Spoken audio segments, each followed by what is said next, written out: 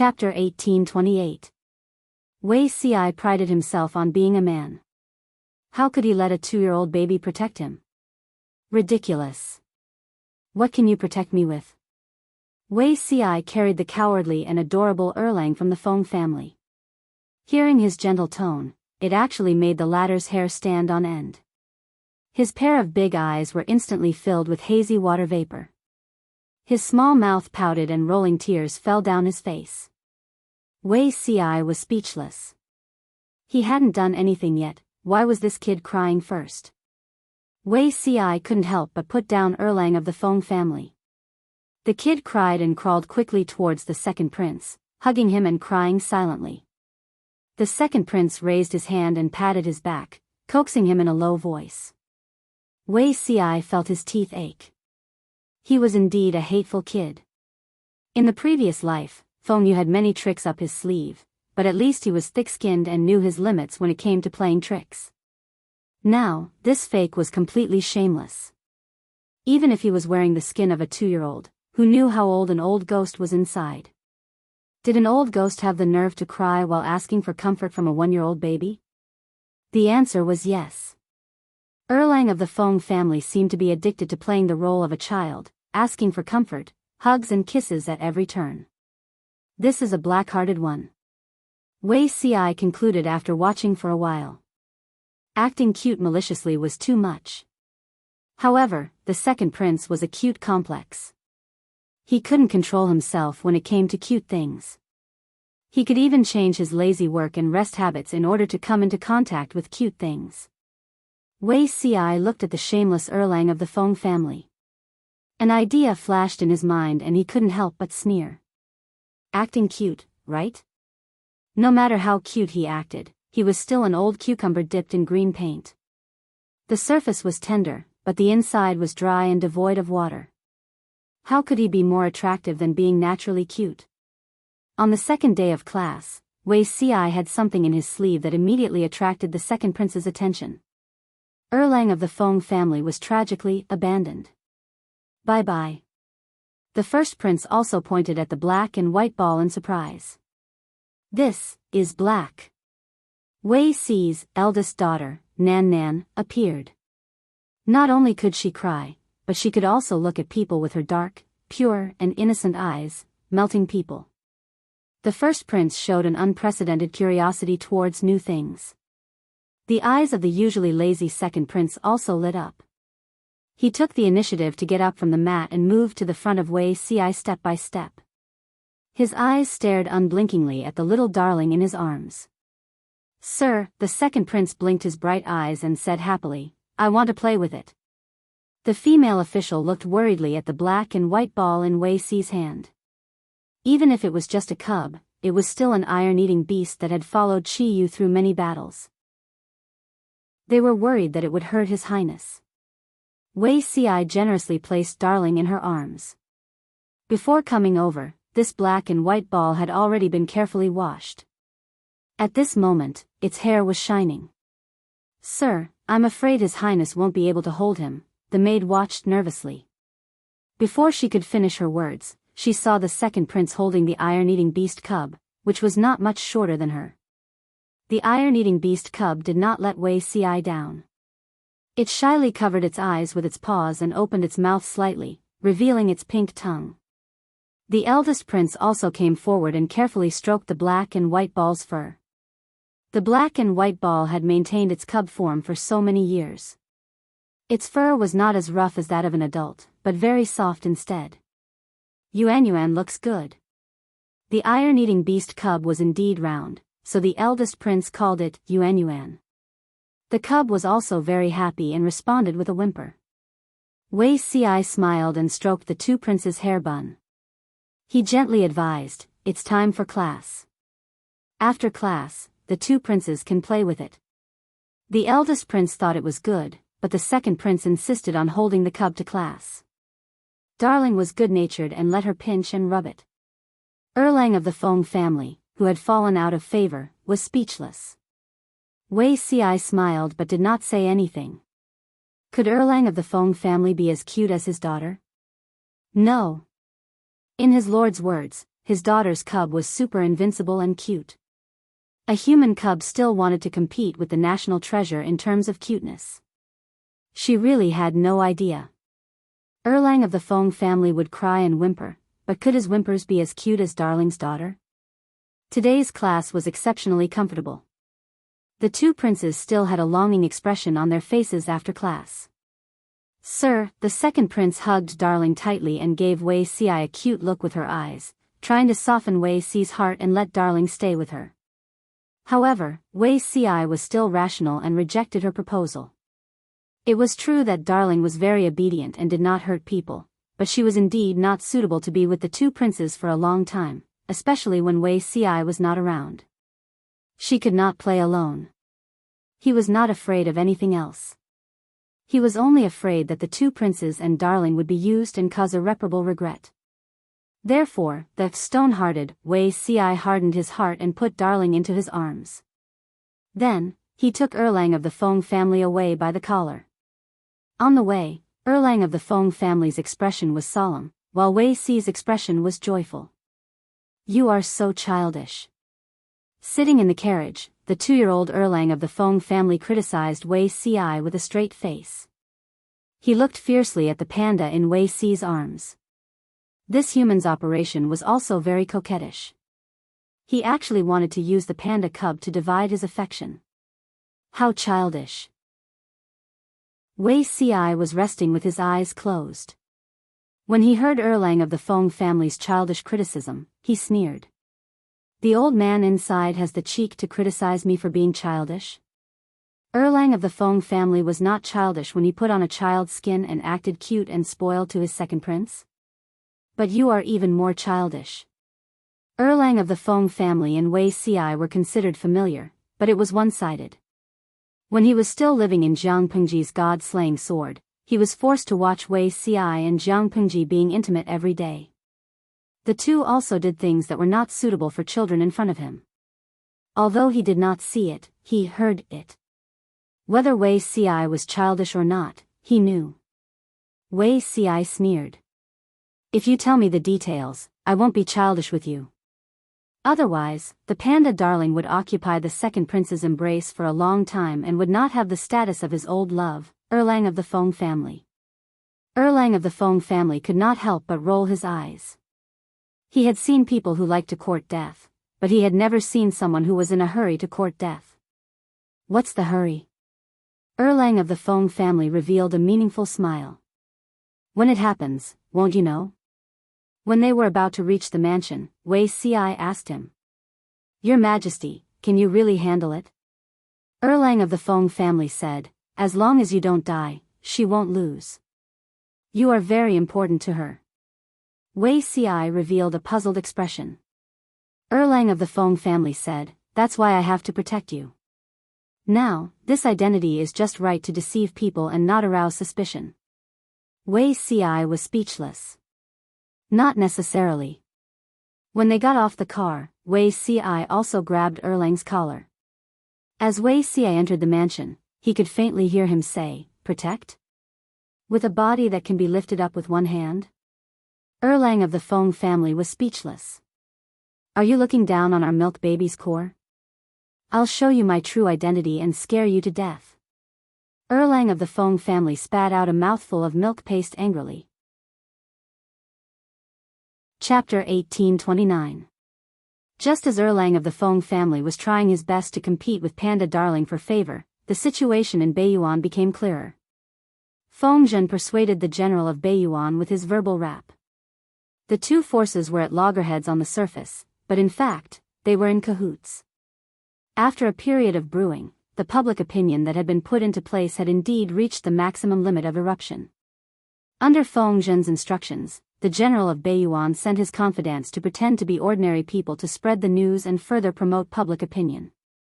Public opinion spread from the military to the people, and from the people to the military, causing chaos in both circles. The general of Beiyuan watched everything uneasily, but at the same time, he felt a hidden ambition. Everything went exactly as Messenger Feng Zhen had said, without a single mistake. But he was still worried that a long delay would bring trouble. From time to time, he would ask Fengzhen when to take action. Fengzhen's patient guidance finally put the general's heart at ease. One day, the general who usually didn't get along with him suddenly came to drink with him. His words sounded like he was testing him. The general suddenly remembered Messenger Fengzhen's guidance, and his dizzy mind cleared up a little. He followed Fengzhen's instructions step by step to get information from the general. Sure enough, he got the truth out of him. The general said, "I'm not satisfied with your words, but I know what you've done these days. You've also seen the situation today. The Yi family is cruel and tyrannical. It doesn't matter what we do, but we can't watch the people become like this." The general sneered in his heart. The general's political stance was not on the same page as his. He usually liked to play up to the rich and bully the people. Such a terrible person actually dared to use the banner of, "for the good of the people." He was really shameless. "Oh. What will you do?" The general said in a low voice. "General, have you contacted the other side?" The general knew which side the other side was. The general would find clues, and the general had deliberately leaked the news. However, the general still had to pretend to be deaf and dumb to test if the general was serious about rebelling. The general laughed. "General, don't be afraid. I feel the same as you. I can't stand the Yi family's cruelty and want to plead for the people of Biyao to welcome the true emperor. However, General, you're still too careful. You can't control the entire border by yourself." The defending general sneered. "What do you intend to do?" The deputy general said, "This general is willing to be the general's vanguard and fulfill your long-cherished wish." Discerning people all knew that Biyao couldn't hold on any longer. Who knew the situation of military provisions and supplies better than the soldiers? Biyao could not resist the enemy's 250,000 iron hooves. Many speculators had already started looking for their next target, and Jianghu was undoubtedly their only target. Unfortunately, they wanted to seek refuge but had no way to do so. They scratched their ears and cheeks, and the deputy general was one of them. Just as he was worrying about this, he realized that his superior, the garrison general, had some unusual movements. It seemed to have something to do with Jianghu. That was why he took the initiative to look for him, hoping to get in touch with him and get some credit for helping him become a dragon. Biyao would be lost sooner or later. Those who pledged their allegiance to Jianghu first would naturally be more important. When Jianghu used force to break through the gates of the Biyao kingdom, the captives would be prisoners. It was better to plan a way out for himself so that he could be a high-ranking official when he was with Jianghu. At the very least, they would be able to maintain their current status. The garrison general then asked him, "What proof do you have?" The deputy general leaned close to the garrison general's ear and whispered a few words. After the two looked at each other, they revealed a tacit smile. The deputy general's pledge of allegiance was a signal. More and more people took the opportunity to change sides. The garrison general saw that the time was ripe. Under Fengzhen's instructions, he held a banquet and invited all the important generals to drink and discuss important matters. After 3 rounds of drinking, the garrison general scolded the Yi family for being cruel and tyrannical. The generals kept quiet out of fear. "Everyone, why don't you follow me and rebel against the Yi family?" He pulled out his sword and looked at the crowd with bloodshot eyes. Those who had colluded with him all agreed. A few generals from the Yi family's faction were enraged. They pulled out their swords and scolded the garrison general for his treason. In the end, before they could finish their words, their heads were chopped off by the people beside them. The banquet that had been filled with toasts 15 minutes ago was now covered in blood. A few heads rolled on the ground. The garrison general sent someone to collect the heads as a gift for the opening of the city the next day. A mutiny was carried out quietly. When many low-ranking soldiers woke up, the flags on the city walls were uniformly changed. The flags fluttered in the wind and snow. The unfamiliar patterns of the tribe's emblem stood tall on the land of the Biyao. Not long after, the news of the loss of the border flew to the Biyao as if it had wings. Jianghu took advantage of the high morale on her side and sent troops to attack 3 passes in a row. The morale of the people in the Beiyuan was completely destroyed. At this time, the public opinion among the people had reached a boiling point. More and more people knew that the outside world could no longer tolerate the atrocities of the Yi family in the Beiyuan. At this time, the news of Jiang Pengji's strict management of the army. After the city was breached, the news of not burning, looting, disturbing the people, and not slaughtering captives also spread. More and more people gathered and wanted the garrison soldiers to open the city gates and surrender to Jiang Pengji. Lord Jiang didn't come to attack the Beiyuan. She came to eradicate the malignant tumor of the Yi family and save our people. The harsh governance of the Beiyuan was a sharp contrast to the benevolent governance Jiang Pengji implemented in Dongqing. The people's nerves had long been suppressed to the bottom. At this time, when Jiang Pengji attacked the Beiyuan, they all rebounded. Most of the garrison soldiers were old, weak, sick, and disabled. How could they resist the people who had lost control of their emotions? After Jiang Pengji attacked 3 passes in a row, there were people who opened the gates and surrendered at every place. Occasionally there was resistance, but it was like cutting tofu with a knife. The 250,000 troops rushed all the way to the capital of the Beiyuan. Under the seemingly harmonious situation, there was a surge of disharmony. Jiang Pengji couldn't let the aristocrats of the Beiyuan go. She sent people to mix among the people and stir up their resentment. She instigated them to attack the houses of the aristocrats and loot. The soldiers who were mixed in took the opportunity to harvest all the heads. When Jiang Pengji received the message for help and hurriedly sent troops to rescue them, the rebels had long dispersed. The unlucky ones were completely annihilated. The lucky ones still had a few people left. Our Lord's methods are really becoming more and more like an emperor. In half a month, they conquered half of the Beiyuan and killed tens of thousands of enemies. 60% of them were the so-called aristocrats of the Beiyuan. If he hadn't seen it with his own eyes, Fengzhen really couldn't imagine that the 2 words, aristocrats, were so cheap. Every household had a scale of hundreds or thousands of people. Were the people of the Beiyuan all breeding pigs? How could they have so many children? What made him even more emotional was the Lord. She didn't have the slightest bit of soft-heartedness. She directly killed them. In the end, she even put all the blame on the refugees. No one had any evidence to suspect her. Who asked them to bully the people so ruthlessly? It was reasonable for the people to aim their angry butcher's knife at them. Qiguan Rang said indifferently, "She is an emperor. One and only. Genius in a second." Remember this site's address. Mobile version. Chapter 1830. Even when the city was under siege, there were still people wandering in a drunken stupor. Urgent reports of defeat were sent to the capital city and into the ears of those in power. Some people were worried about their future, while others were enjoying the time they had left and squandered their remaining time. The Emperor of Beiyuan was undoubtedly the former. He was worried about the future of Beiyuan, but he was more worried about the fate of the Yi family. In order to save the situation, he had tried his best, but in the end, he was like a mantis trying to stop a chariot. "Get out, all of you!" The huge pressure made him lose control of his emotions. The palace maids and imperial concubines screamed in fear, which made him even more annoyed. He pulled out his sword and stabbed it into the chest of his beloved concubine, who was closest to him. He watched her slowly fall to the ground with her hand over her heart, and the mat under her was covered with blood. Only then did he regain some calmness. This was not the first time such a situation had happened.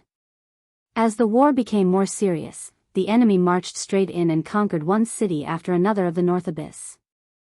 This ambitious Emperor Yi went crazy, and his temperament became even more ruthless and cruel than before. The imperial concubines did not dare to come close to him at this time. Who knew when he would go crazy and stab himself to death? Now this beloved concubine was also unscrupulous in order to climb up. Unfortunately, the emperor was in a bad mood, so he killed her to vent his anger. "Get out, all of you!" The emperor killed another 2 palace maids with his sword, and then he completely calmed down. Because of the emperor's antics, the originally warm palace gave people a bone-piercing chill. At this time, the eunuch serving the emperor came forward to deliver something. The emperor saw it and hurriedly asked him to serve it. It was called immortal powder. It was rare and precious. After taking it, one would feel refreshed and revitalized. It could also stimulate inspiration and relieve stress. Recently, the emperor had a headache because of Jiang Pengji's attack on Biyao, so he became more and more dependent on the immortal powder. After taking the immortal powder, the irritable emperor was like a placated tiger. He lazily lay on the dragon throne, looking dreamy and comfortable.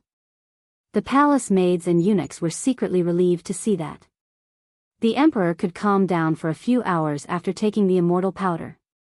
During these hours, there was no need to worry that he would go crazy and kill people. Of course, that was not enough. After a quarter of an hour, the emperor's face was flushed, and his breath was hot. He uncomfortably pulled his collar, and the thing 3 inches below his navel stood up energetically. Come, the eunuch, who was in charge of the attendants, looked around and fixed his eyes on a beautiful palace maid. He casually pointed and signaled for her to come forward and serve. The immortal powder had been popular in Biyao for a long time, and it was a must-have for many men. As mentioned before, Biyao aristocratic families were crazy about reproduction. Not to mention pampering their wives and concubines every day, they wished they could pamper 7 or 8 wives and concubines in one night and impregnate them. However, if they did too many of these things, they would not be able to do it. Faced with the predicament of kidney deficiency, they began to take the immortal powder in order to regain their masculinity. Just by sticking to it, a man's self-esteem would be restored. Not only would he feel refreshed and quick-witted, but he would also be able to stand firm in bed. Emperor Yi had been using the immortal powder for a few years now and was increasingly reliant on it. After taking the immortal immed of the and of emperor were of people of and of the emperor of Cheng of palace. Sometimes, he would hold a banquet to reward his officials, and he would allow them to enjoy his unconceived concubines. Of course, the Yi family had done a lot of ridiculous things during his reign. The palace maid named by the eunuch was only 13 or 14 years old, but she did not dare to resist. She could only step forward timidly. After a while, screams of pain spread throughout the palace. The eunuch who made the arrangements was still indifferent, but he murmured, "Poor thing. What a sin." It was not only the Yi family's sin, but also their minions. In such a chaotic environment, those who still had conscience could only choose to go along with the evil to protect themselves. Those who refused to obey had died a long time ago. An hour later, the dying palace maid was put in a sack and carried out of the palace. The eunuch who served the emperor entered. "What time is it now?" The emperor looked lazy, and there was an inexplicable decadence between his eyebrows. The eunuch answered obediently. The emperor snorted and put on his clothes with the help of the eunuch. "Go, summon the ministers and discuss how to fight against the enemy." The emperor yawned. The growing drowsiness made him very uncomfortable, but he still had to pull himself together to deal with political affairs. In fact, there was no good solution even after the discussion. The treasury of Biyao was empty, and the armaments were shabby. There was no decent army to stop the enemy's advance. The emperor said discontentedly, "So what if the treasury is empty when the country's survival is at stake?" The ministers couldn't help but grumble. Even a fool wouldn't ask this question. If the treasury was empty and there was no money to equip the army, who would go to war and die? There were too many ministers in the Biyao imperial court. They usually shared the benefits, but when it was really necessary for them to give advice, they all dropped the ball. The emperor's meaning was clear. If the treasury was empty, let the ministers take out their wealth to form an army to fight against the enemy. Seeing that the ministers pretended not to know, the emperor's anger rose again. "All of you are the ministers who receive the salary of Biyao. Now that the country is in danger, there is nothing you can do." Since the hint didn't work, he would just say it directly. The emperor reprimanded the ministers angrily, trying to make them take out their wealth to fill the gap. How could the ministers agree to that? Jiang Pengji had almost conquered half of Beiyuan in such a short time. Could they still fight back in a desperate situation? The destruction of Beiyuan was a foregone conclusion. Even if they took out their wealth, it would be like throwing meat buns at a dog. Only fools would bet their wealth on the broken ship of Beiyuan. It wouldn't be as simple as being trapped. Maybe even the lives of the whole clan would be sacrificed. No matter what the emperor said, the ministers were playing Tai Chi and feigning civility. In the end, the furious emperor drew his sword and killed a few ministers who were not pleasing to the eye. Under the threat of their lives, a few ministers finally relented and said they would go back to raise money and grain. As soon as they left the palace, their expressions changed. Emperor Yi was completely crazy. There was no future for him to continue to follow such a tyrant. It was better to follow Jiang Pengji. If they followed Jiang Pengji, even if they couldn't maintain their current status, they had a strong foundation and wouldn't have to worry about wealth and glory for the rest of their lives. These aristocratic families were blood-sucking worms that sucked the blood of Beiyuan dry.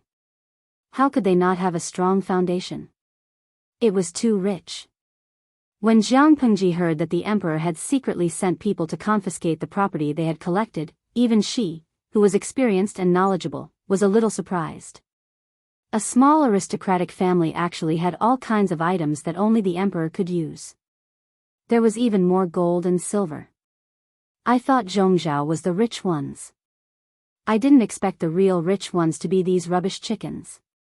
Jiang Pengji sneered and threw the account book aside. The idea of killing the rich ones to enrich the private treasury became stronger. The account book made her even more determined to wipe out the aristocratic families of Beiyuan. However, the aristocratic families of Beiyuan always had a lower limit. Jiang Pengji could broaden her horizons every time. Genius remembered the address of this website in a second. Mobile version. Chapter 1831. Even animals know that I am alive, and those who gave birth to me will not be humiliated.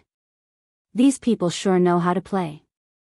Fengzhen listened to his subordinate's report and couldn't help but reveal an expression that said, "I've learned something new." Qiguan Rang sneered and said, "When there are so many people, all kinds of monsters will come out." The father humiliated the daughter had an affair with her own uncle, the brother and sister were indescribable. As long as it was a man and a woman, they would be able to form a pair. How were they humans? They were clearly a group of beasts in human skin. Jiang Pengji said, "Get someone to pack these things up and throw them to Zixiao in the future." Qiguan Rang and Fengzhen were stunned for a moment. These things that even they felt were dirty to their eyes, were thrown to Wei Ci? Could it be that the Lord also wanted to play the forbidden role with Zixiao? Jiang Pengji snorted. "What are you all thinking about? I said I'd throw them to Zixiao because I wanted to give them to his subordinates so they could have more material to write about. If they dare to do it, I dare to brand their names in the annals of unofficial history for the rest of their lives. This can also be considered as immortalized and recorded in the annals of history." Humph, very interesting. Qiguan Rang and Fengzhen were speechless. His lord really knew how to play. If she really did that, those aristocrats wouldn't be able to live in peace even if they went to the underworld. The messy affairs of the family had been used as material to be written in erotic books for future generations to learn and enlighten them. If their ancestors in heaven knew that their family's reputation had been ruined by their descendants, wouldn't they be so angry that they would come back to life? He would most likely be angered to death. After another 2 days, Fengzhen mysteriously asked Jiang Pengji to take a look at something. "What are you looking at?" Jiang Pengji had been very busy recently. It was not difficult to conquer Beiyuan. The difficult part was how to appease the people of Beiyuan and win their hearts. To put it bluntly, the food supply was not in place. She also made a note of the vacancies so that it would be easier for manpower to fill them. At a time like this, Fengzhen didn't share her burdens and worries. He even said he wanted to take her to see something. Jiang Pengji frowned. Although that was what he said, his actions were still very honest. Fengzhen had people carry over 3 large chests. When they opened them, they found that they were filled with dazzling gold, silver, and jewelry. Did you plunder someone else? Fengzhen smiled and said, that's not true. Someone secretly delivered it to us yesterday. There's also a letter here. Jiang Pengji took it and read it carefully. She couldn't help but feel angry after reading a few lines. The people of Beiyuan, the battle in Beiyuan was too painful. All kinds of experiences made her realize that this country was rotten to the core. However, they were still able to lower their limits, which was an eye-opener for her. What does my lord think? Fengzhen picked up a rather hefty piece of gold. A gold biscuit was worth 7 or 8 taels. Even though the purity of the gold refined in this era was not high, it was still enough to make one's jaw drop. Who knew how many gold coins there were in these 3 chests? The gold biscuits were the cheapest, and there were 6 or 7 luminous pearls.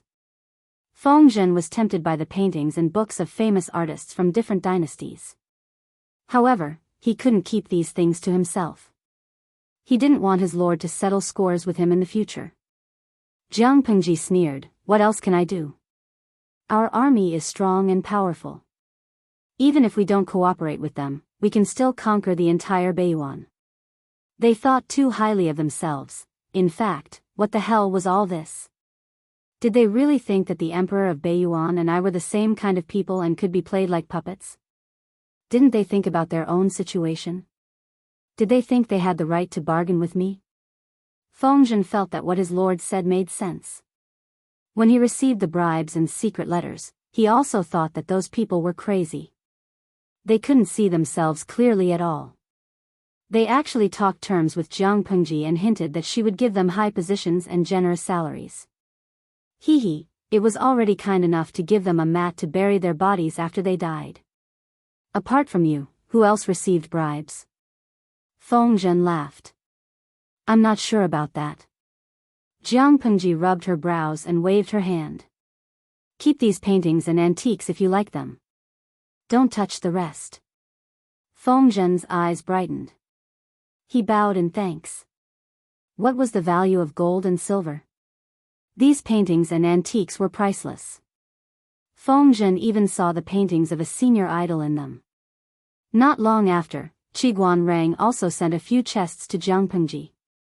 Jiang Pengji also asked Qiguan Rang to keep the paintings and antiques.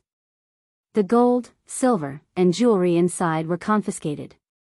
Apart from them, a few others also received bribes of varying amounts. A few of them reported it to Jiang Pengji honestly, a few of them kept it a secret, and some of them did not even report it to the higher-ups. They all thought that Jiang Pengji didn't know. Little did they know that Jiang Pengji only looked at their behavior coldly. Only Qiguan Rang and a few others knew that the few who secretly bribed would stop there for the rest of their lives. They had to be careful not to make mistakes for the rest of their lives. Otherwise, what awaited them was their lord's revenge. When it came to holding grudges, Qiguan Rang, Yang Si, and Fengzhen combined couldn't compare to Jiang Pengji. They never expected that Jiang Pengji would also receive bribes. Jiang Pengji looked at the emissary coldly. What do you mean? She racked her brains to think that Beiyuan would use such a trick. Were they preparing to kill her with such a trick? She had actually offered 32 handsome men in an orderly manner. The older ones were already in their 20s. The younger ones were only 12 or 13. The only thing they had in common was that they were good-looking. Very good-looking. Jiang Pengji didn't need to look at them carefully to know that they were good-looking. Didn't they see that the bullet screen in the live stream room was boiling? These salted fishes were experienced and knowledgeable. To be able to make them boil, one could see how good-looking these men were. TSK, Jiang Pengji sneered coldly in her heart. Looking at Duo Zixiao's peerless beauty, these salted fishes could actually accept these pretentious, vulgar men. Their aesthetic standards needed to be improved. Faced with Jiang Pengji's mockery, one of the salted fishes spoke the truth. Potato chips, no matter how good Zixiao is, he's already taken. Moreover, these men are young and handsome. Jiang Pengji, very good, she would never eat potato chips again in her life. You don't have to explain. Jiang Pengji rubbed her brows and said, bring all of them back. If you insist on staying, that's fine. Before the emissary could reveal a joyful expression, Jiang Pengji said again, leave one, I'll kill one myself. The royal family of Biyao is immoral, but I'm enforcing justice on behalf of heaven. Let's fight, there's no room for nonsense. If your country's emperor still has a sense of shame, please tell him, first cultivate his virtue, then cultivate his heart. You've lost the hearts of the people, yet you don't repent and reflect on yourself. Instead, you use such a disgusting method to disgust people.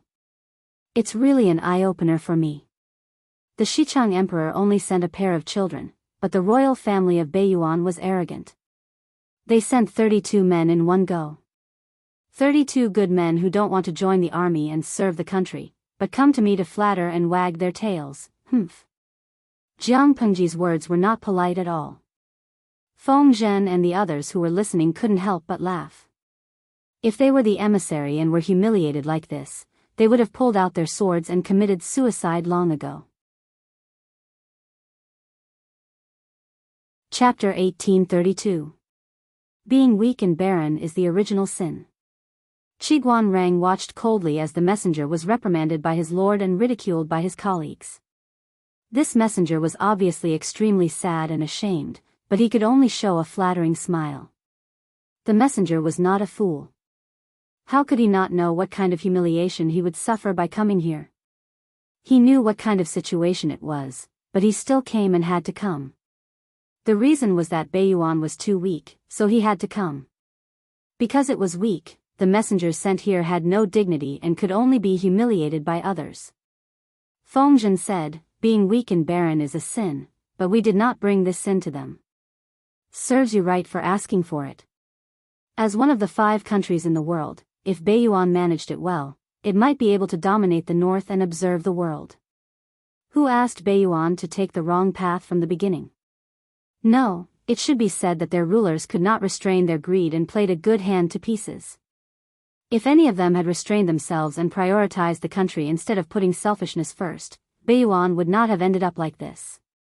However, it was easy for him to say these words now. Were all the people in Biyao blinded by greed? At the end of the day, it was just bad money driving out good money. Those who still had a conscience could only choose to follow in the mire to protect themselves. The more people who followed in the mire, the larger the group, the faster the foundation of Biyao would be corroded. Even if some people knew that Biyao would be digging its own grave if it went on like this, who dared to stand up and say it? Those who dared to say it were either mute or dead. Everything that happened to Biyao, wasn't it also what Dongqing, Nanxing, and Zhongzhou had experienced?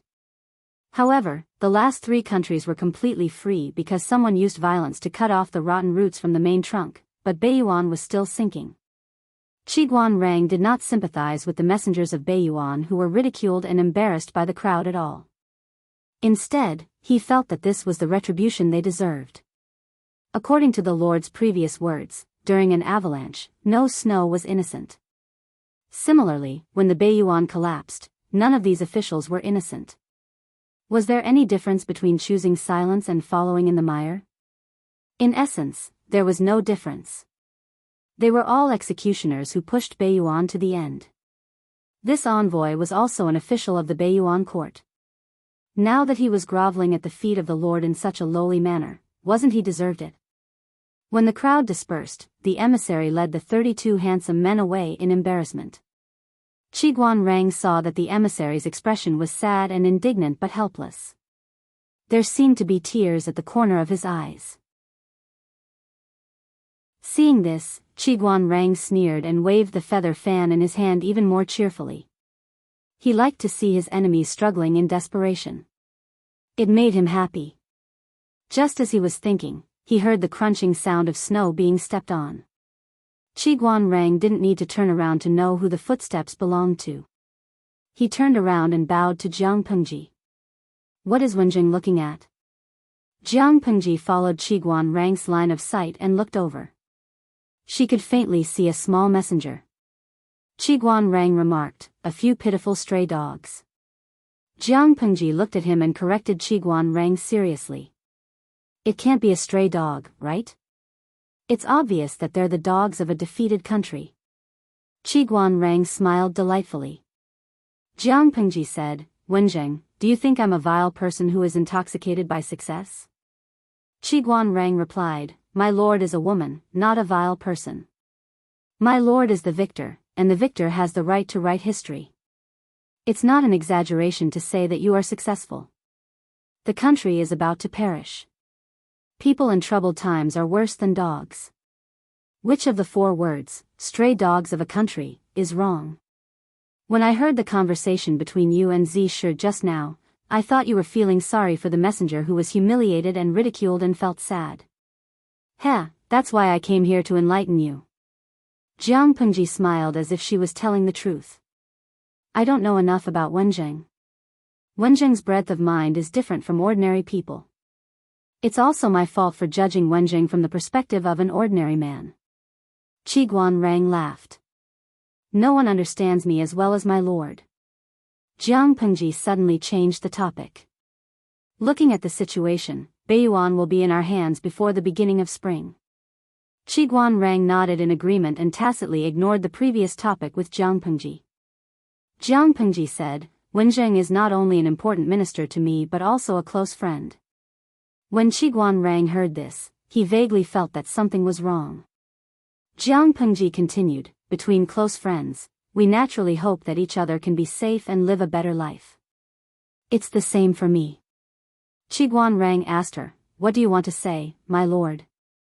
Jiang Pengji said, If one day you find something wrong with me, don't make a sound. Take care of yourself. She raised her hand and patted Qi Guanrang's shoulder, revealing her usual smile as if she was saying that the weather was good today. Qi Guanrang was shocked. He wanted to say something but stopped. Just remember it in your heart. Jiang Pengji interrupted what he wanted to say. I know that Wenjing hates the people of Beiyuan. They choose to be in cahoots with others or remain silent in the face of the country's crisis. Therefore, when the evil power reacts on themselves, they should bear it. However, there are different views from different perspectives. If silence can protect the safety of themselves and their families, many people will still choose to be silent. Was the country important? It was, far more important than life, but relatives and family were also very important. Some people sacrificed their lives for the country, while others struggled at death's door for their families and chose to be in cahoots with others. Jiang Pengji used to think that black was black and white was white, but when she really faced such a situation, she realized that she was just an ordinary person. If something happened to her, she hoped that Qi Guanrang and the others would put their own safety first. Silence was also a means of self-protection. For the first time, Qi Guanrang lost control and grabbed Jiang Pengji's hand. He used so much strength that he completely forgot the difference between a ruler and a minister. My lord, what do you mean by this? Jiang Pengji smiled and said, Make arrangements in advance. Maybe it will be useful. Qi Guanrang took a deep breath and said, This kind of arrangement. How do you expect me to accept it? Jiang Pengji said, I'm just preparing for the worst. I will try my best to prevent it from happening. Wenjing should have confidence. Qi Guanrang looked at Jiang Pengji with slightly red eyes. The little bit of joy he felt just now was gone. He was originally looking forward to the day his feet set foot in the capital of Beiyuan, but now he felt that he had lost interest. Jiang Pengji smiled and said, I am the chosen one by Wenjing. You should believe that I can sweep away all obstacles and no one can stop me. Qi Guanrang said, Yes, that's true. A brave person should move forward with indomitable will, but the Lord had given him some funeral arrangements. What did this mean?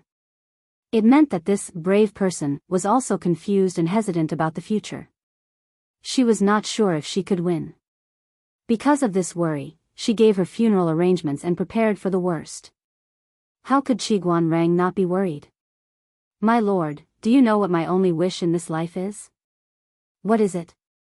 Qi Guanrang said, I want to see you with my own eyes, only you, ascend to the throne and rule over the world. No one but you. Chapter 1833. After another month, there was good news from Xichang. Fu Wang's battle was very boring, really very boring. There was a feeling that Dongqing, Zhongzhao, and Nanxing were trying their best to create a scene of chaos, but Xichang was just playing house. When he first received the military conscription order, Fu Wang was very excited. He thought that he could show off his skills, make countless contributions, and defeat the enemy. But in the end, he solemnly issued a military order to his lord and brought more than 200,000 soldiers to conquer Xichang. He thought that there would be a hard battle, but in the end, Xichang's operations were beyond his imagination. The army conquered the border of Xichang, killed a group of bandits, and destroyed 2 villages. When they captured the captives and interrogated them, they said that they were the emperor. Huh? Emperor? Fu Wang looked at the bandit emperor in confusion. He was dressed in hemp and gray cloth. When he captured someone and interrogated them, they said that they were the prime minister. Prime minister? Bah, a bandit village has 200 people, and half of them have official positions. Why don't you go to heaven? When Fu Wang heard that the emperor made a dark-faced shrew empress and a widow in her 40s his favorite concubine, his expression could no longer be described with words. Even children don't play house so casually. Aren't you adults ashamed of yourselves? This was not what made Fu Wang feel the most hopeless. Not long after the 200,000-strong army invaded Xichang, they received envoys from several forces. After careful questioning, the larger ones only had half a province, and the smaller ones had 1 to 2,000 people. The smaller ones had big ambitions. Some called themselves feudal lords, and some had already proclaimed themselves emperors. They hoped that Fu Wang would leave their land in the name of the country. If he didn't leave, there would be serious consequences if the 2 countries became enemies. Fu Wang was just a commander. He couldn't bear the responsibility. Fu Wang was speechless. Could these people not live in their own world and keep on blabbering? Why couldn't he bear the responsibility? His lord had given him more than 200,000 elites to be fully in charge of the war here. He could even capture the emperor and kill him first before reporting. His lord had delegated power like a flood. Why didn't Fu Wang have the right to bear the responsibility? They don't know what they're talking about. Lead the troops and flatten them. One word, beat him up, motherf ****. There was no need to talk about anything else when it came to war. The moment Fu Wang spoke, the arrogant fellows scattered like birds and beasts. In order to resist Fu Wang's army, it was said that Xichang had organized 100 feudal vassals' oath ceremony to resist Fu Wang's attack. 100 feudal vassals, a general assembly? No, back then, when his lord participated in the Huang River Conference, the 20 or so feudal vassals were already enough. Xichang was not bad, 100 feudal vassals, this title sounded awesome, and Fu Wang had been looking forward to it for 2 days at first. It was only when the fight really started that he realized that the other party was just a piece of paper. It wasn't that the enemy didn't have enough troops. In fact, the 100 feudal vassals had gathered 400,000 soldiers and horses to confront Fu Wang across the river. However, a war wasn't won just because they had more people. To say that the enemy's 400,000 soldiers and horses were scattered like sand would be a compliment. The various feudal vassals were not united, each had their own little schemes, each fought their own battles. Fu Wang led his troops and defeated them as soon as they met face to face. Then, the enemy gave up resisting and began to run for their lives. To be honest, even the extras weren't so perfunctory. In this battle, Fu Wang created a world record that would be famous in later generations, the record of killing the leaders of the feudal vassals in one battle. Fu Wang completed 44 kills by himself. Smiley face angle, the so-called 100 feudal vassals had been eliminated by him in one go. It was a title that sounded awesome, but Fu Wang couldn't be happy.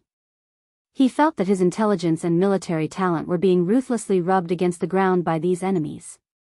Just by rubbing against him, he would lose some of his intelligence. Would he become mentally retarded after this battle? The 100 feudal vassals of Xichang spent 2 months to gather the 400,000 troops, but it only took 4 hours for them to collapse. After a deeper understanding, Fu Wang deeply understood how overboard his lord was. He would rather lead the troops to attack the North Yuan. At least the enemy wouldn't be so retarded, right? Of course, Jiang Pengji only chuckled at this. The intelligence of the North Yuan wasn't very high. Jiang Pengji only needed to watch the enemy court death and then guard their corpses. There weren't many times when she had to properly set up a battle formation to fight a battle. No matter how bad Fu Wang was, he still managed to get the title of 44 kills and saw the grand occasion of the 100 feudal vassals attacking Fu Wang. What did Jiang Pengji have? Snow. The sky was full of snow, freezing people to death. Smiley face angle, report. Fu Wang rubbed his brows and said, "What now?" The soldier who reported the news said that the scouts had caught a group of suspicious people who claimed to be the emperor of Xichang. Fu Wang was speechless. It might be hard to believe, but Fu Wang had gathered the 6 imperial pills not long ago. Did another person want to achieve the achievement of summoning the dragon god? Another bunch of bluffs. Just drag them out and kill them. What kind of person claimed to be an emperor? Was the word emperor so cheap? Fu Wang had always hoped that his lord could ascend to the throne, but in the end, the emperor was so cheap. He felt suffocated just thinking about it. In the end, the emperor this time was not ordinary. What is this? Fu Wang opened the item presented by the soldier and saw a jade seal. Interesting. The jade seals of the previous emperors were either made of wood, granite, or cheap and low-quality jade. The quality of this jade seal looks pretty good. As a boorish man, Fu Wang did not know much about anything other than war.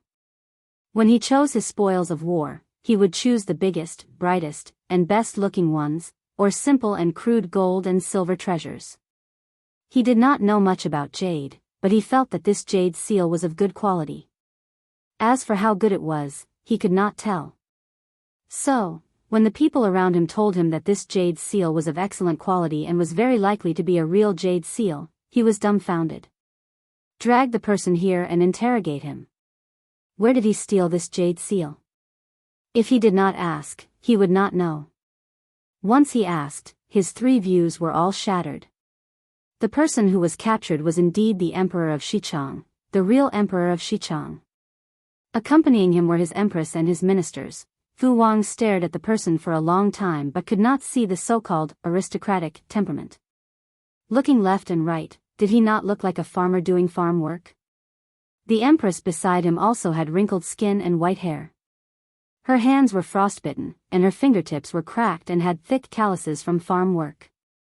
If this was really the royal family, Fu Wang could understand why there were more than 100 feudal lords in Xichang. To many people, the royal family was a religion. With such a collapse of religion, how could order not collapse? The emperor earned money from farming, the palace earned pocket money from farming, and the concubines were sold to disharmonious places to earn money from their bodies. The so-called ministers in villages with less than 100 households were involved in domestic trifles. Wait, what happened to the jade seal? They were so poor. Fu Wang did not believe that they would not pawn the jade seal to pay back the money. The emperor of Xichang stammered as he explained. They had taken advantage of the time when Fu Wang was harvesting the heads to send the guards to retrieve it. The jade seal was the symbol of the emperor. With the jade seal, he might be able to trick some people to get close to him. Fu Wang, the Battle of Xichang was probably a stain that he would never be able to erase in his life. Genius in a second. Remember this site's address. Mobile version. Chapter 1834. Because of the uniqueness of Xichang, Fu Wang's army had been advancing triumphantly all this while. It was unbelievably smooth. Every time Fu Wang read the battle report, he felt like he was daydreaming. Xichang was a country after all. How could it be so fragile? Why would a country be divided into hundreds of pieces, each ruling their own affairs and fighting their own wars? Was he worried that the enemy's stomach would not be able to digest it, so he took the initiative to cut it into small pieces? He had clearly won, but Fu Wang had the illusion that he was going bald. I'm bald from worry. This kind of victory came too easily. Even playing house did not dare to be so casual. Isn't that good? Meng Hun couldn't understand Fu Wang's train of thought.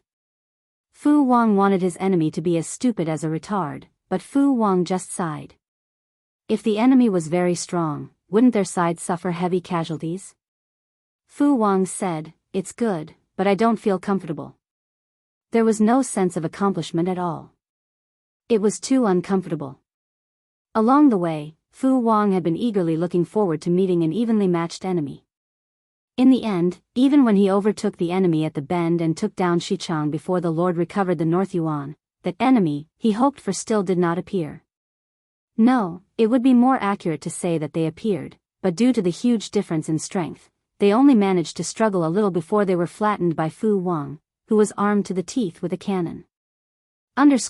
Smiley face angle, Xichang was divided into more than 100 pieces, and the largest piece was only half a prefecture or so. How many soldiers could they have in total? There were more than 200,000 elites under Fu Wang's command. It was an exaggeration to say that each person's spit could push down the enemy's walls. It wasn't that the enemy was too weak. It was clear that the power levels of the two sides weren't on the same level. 2 days after the news of Fu Wang's great victory spread, Jiang Pengji completely flattened the North Yuan. The speed of Jiang Pengji's growth shocked the salted fish in the streaming room, who had watched Jiang Pengji's growth. At that moment, a rich salted fish said, "Hell-killing field, I don't think it's strange. When there was no money, it would take a long time to earn 10 or 20,000 yuan.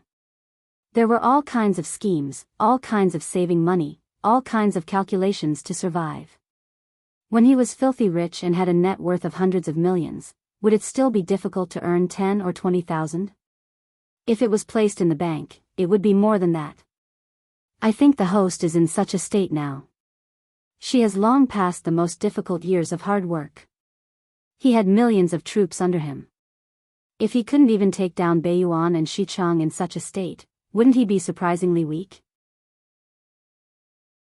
Tudu Feichio, oh my god, when I got disconnected from the internet after a business trip, the streamer had already finished playing? In Yuejia Zhuge Qinma, as the first batch of followers, shouldn't we prepare to celebrate the host's ascension? Cafeteria Daffin Auntie, okay. I've already thought of a way to help. The cafeteria window will be half price all day long. Lan Rui Yubuja, so fast. Could the host arrange for the ascension to happen during the Dream of 1,000 Years event? Perhaps there will be a European emperor who can represent us to attend the host's coronation ceremony. The real name system envies this European emperor, the European emperor among European emperors. Poor Taoist sees your chrysanthemum is poisonous, it might not be that lucky. Who knows where the lucky emperor was sent to? The last time he dreamt of 1,000 years, he was on a deserted island. It was said to be the southernmost of the 5 nations, second only to the place of execution. The last time he dreamt of it, he was in the northernmost part of the northern abyss, and he even froze to death. Wujiang Zakai, the one at the southernmost. Isn't that lucky? He ate oysters for a whole day. I'm dying of cravings. Guangyan Y, the northernmost one of the north abyss isn't that bad. In the end, the host carried him back like a princess. The real name system envies him. The salted fishes were chattering away. Each of them was planning to organize some kind of ascension activity. For this activity, they had waited for a whole 17 years. There were only 4 more months before it would be 18 years. Tudu Feichio, the most long-lasting confession in the world is, I'll accompany you to wait for the host to ascend to the throne and for her child to ascend to the throne. Inua Qingchang, forget it. I've been waiting for the host to ascend to the throne for half my life. If the host's child ascends to the throne, I'll have to wait for my child or grandson to burn the video disc for me. I didn't expect to wait for this day in my lifetime.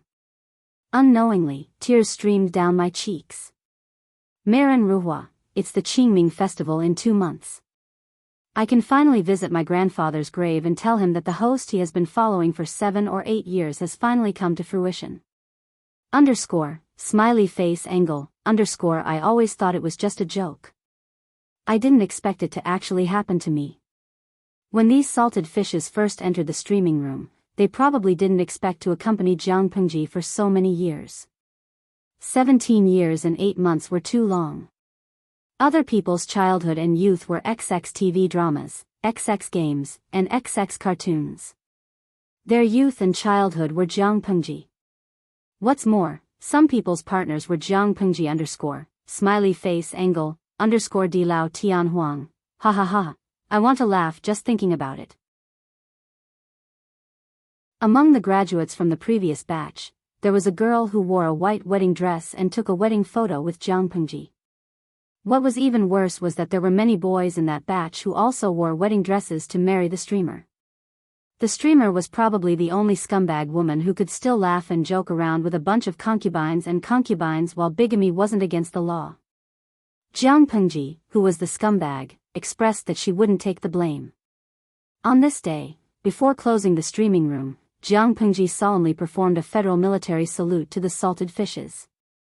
Thank you, everyone, for accompanying me for more than 10 years. May the spirit of the Federal Army be with you. Most of the salted fishes laughed and accepted the salute. They had been criticized by Jiang Pengji too many times. It was rare that the host was willing to swallow her pride and salute them. It was simply exhilarating. Only a few salted fishes figured out that something was wrong from Jiang Pengji's actions. This, no matter how they looked at it, it seemed like a final farewell. Could it be that when they woke up tomorrow morning, they wouldn't be able to find this familiar room number anymore? The salted fishes were flustered and wanted to ask for clarification, but they were too few in number. The bullet screen was drowned by the laughing and joking comments. Before Jiang Pengji closed the streaming room, she said, I look forward to the day of my ascension to the throne and drinking and chatting with one of you. As soon as she finished speaking, the screen of the streaming room was completely shut down. I knew this day would come. That night, Jiang Pengji ate, washed up, and worked as usual. The moon was in the middle of the sky, and it was approaching midnight. There was a knock on the door. Jiang Pengji's hand paused when she heard the movement. After thinking about it, she put down her pen and picked up the god-slaying sword as she got up. The reflection on the door was very familiar. Jiang Pengji stared at it for a long time, then raised her hand and opened the door. The two of them looked at each other silently, just like when they first met. One of them knelt respectfully, while the other looked down calmly. You shouldn't be here, Xiaoyu. Someone who was supposed to be in Wanzhou had suddenly appeared in the northernmost city of Beiyuan, the city of ice and snow. This was not something that could be done by humans. Xiaoyu knows that I shouldn't be here, but someone asked me to do it. I have no choice. Please forgive me, my lord. Jiang Pengji looked at Su Ke calmly. Su Ke smiled and said, It seems that my lord understands. Do you want to make a trip? Jiang Pengji asked in return, What if I don't? Su Ke said, Nothing. It's just that the two princes and Zixiao will encounter some trouble. I'm afraid my lord won't want to see that. Jiang Pengji said. Wait for me to change. Su Ke smiled and said, I'll be waiting. Chapter 1835. The cold wind whistled outside the house. Jiang Pengji had changed into a clean and neat outfit. The god-slaying sword hung on her waist, her expression as calm as usual. The snow outside is heavy. Why don't you put on an extra coat, my lord? Su Ke spoke with familiarity. The weather is cold, but the heart is cold. What's the difference between wearing one more coat and one less coat? Jiang Pengji took half a step past him and tilted her head. Lead the way. I hope it's not too far. My body is as strong as a bear. I can take off 2 more coats. You, on the other hand, should keep warm in your old age. Su Ke smiled and bent down to pick up the lantern. He slowly led the way in front. The cold wind blew the flying snow into their hair. The flying snow was slightly thicker. From afar, it looked like white hair. I suddenly hope that the snow will be heavier.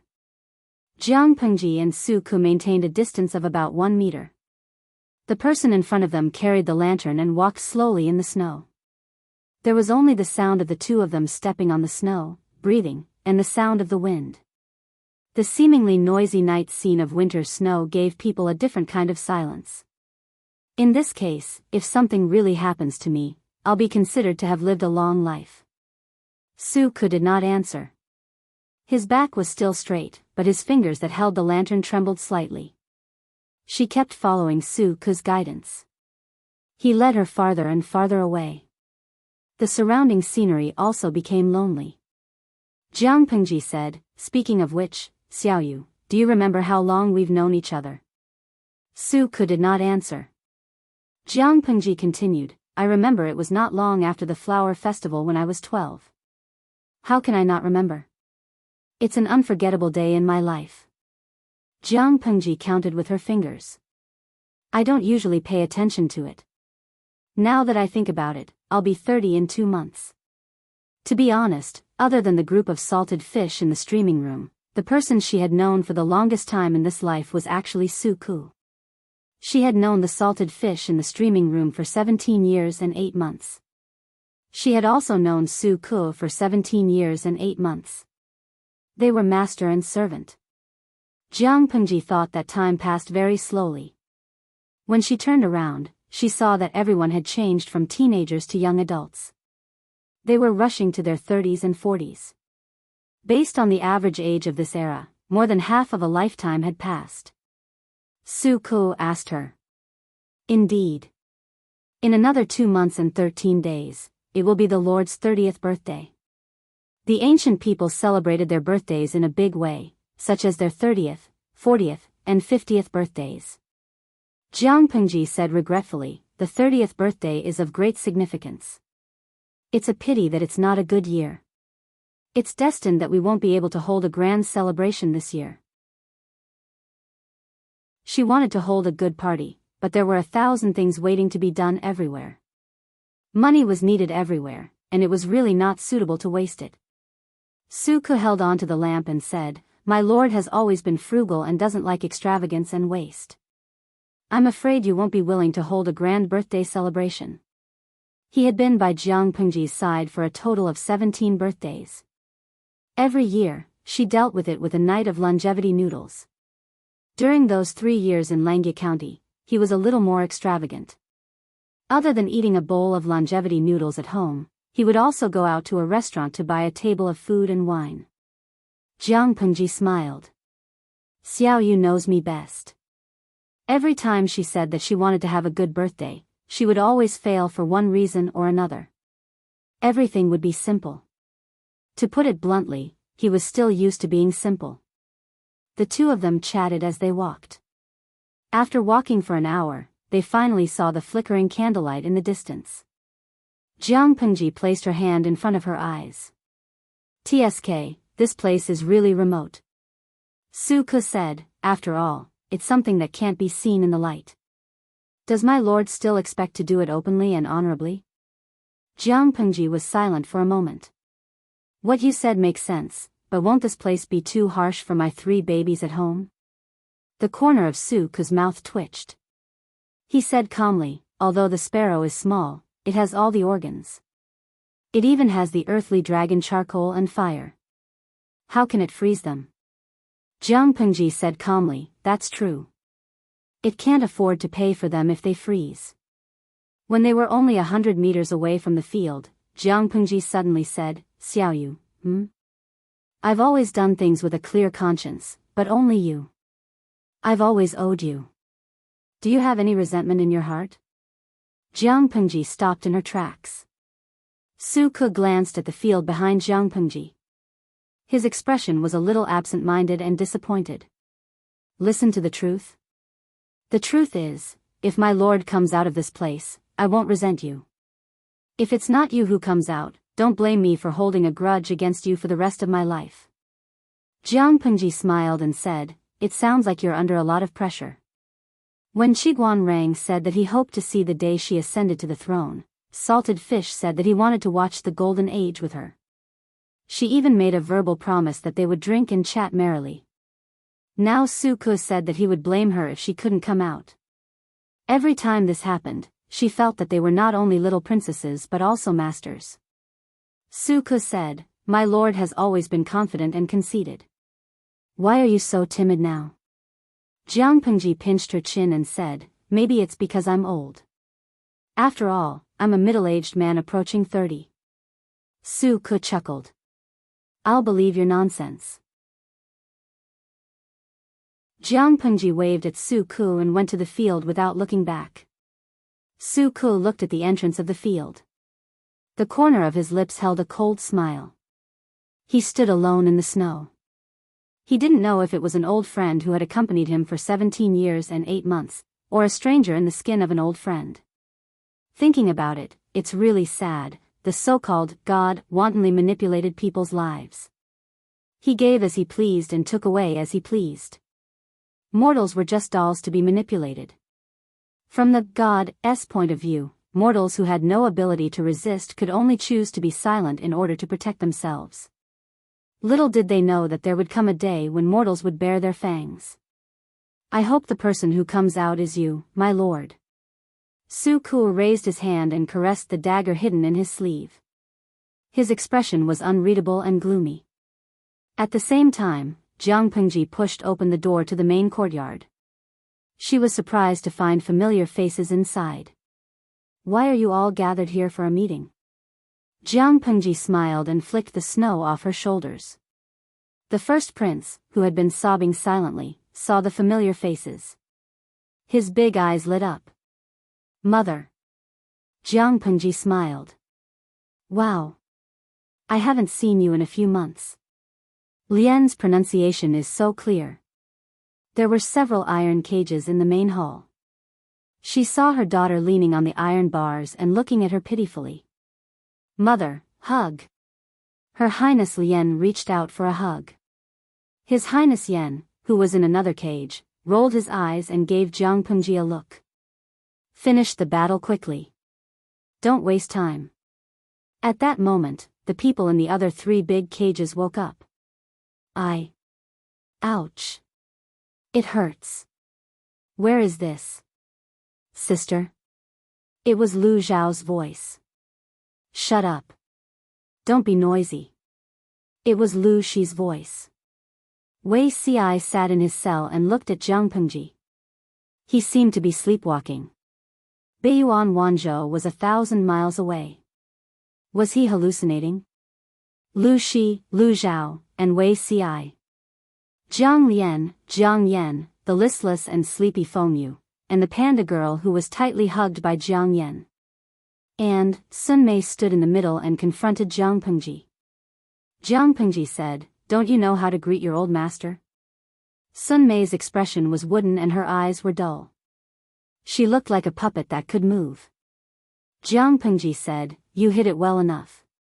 You used the opportunity of marrying Xiaoyu to clear your name." Sun Mei finally moved. She spoke in an electronic voice. "This is just a coincidence. It's the maid's fault for thinking she's smart. You're also stupid enough to hand the opportunity to me." "What do you mean?" She wouldn't admit that she was stupid. Sun Mei raised her hand and pointed at herself. This maid was just a chess piece that someone set up. Jiang Pengji crossed her arms in front of her chest. "I know that the streaming system of the woman whose name I don't know is a part of you." Sun Mei and Takshu were her chess pieces at first. Takshu went down the dark path, and Sun Mei took the opportunity to jump out of the swamp.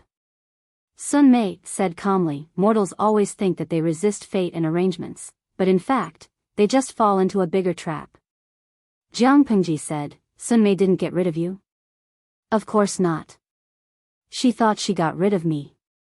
From the beginning to the end, she was under my control." Jiang Pengji was silent.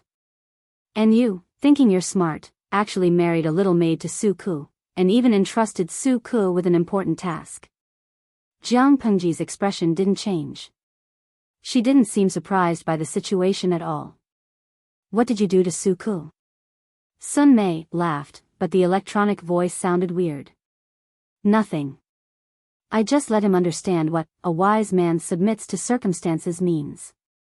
You boast that you can see through people's hearts, but you don't know that Suku has already prepared a backup plan.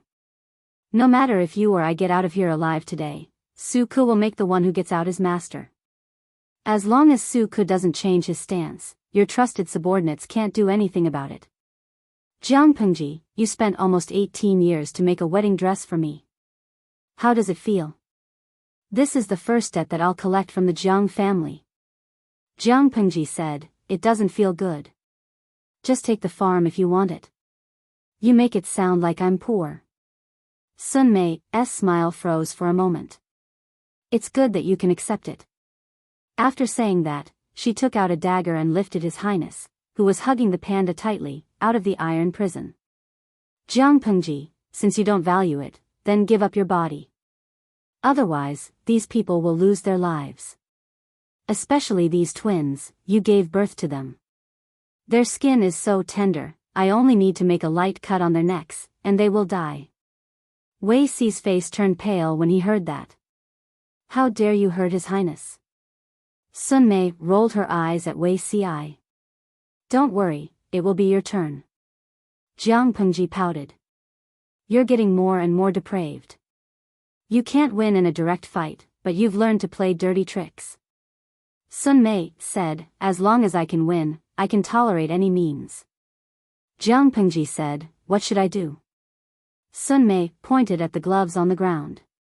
Here, just put this on. Jianghu picked it up and looked at it. What is this?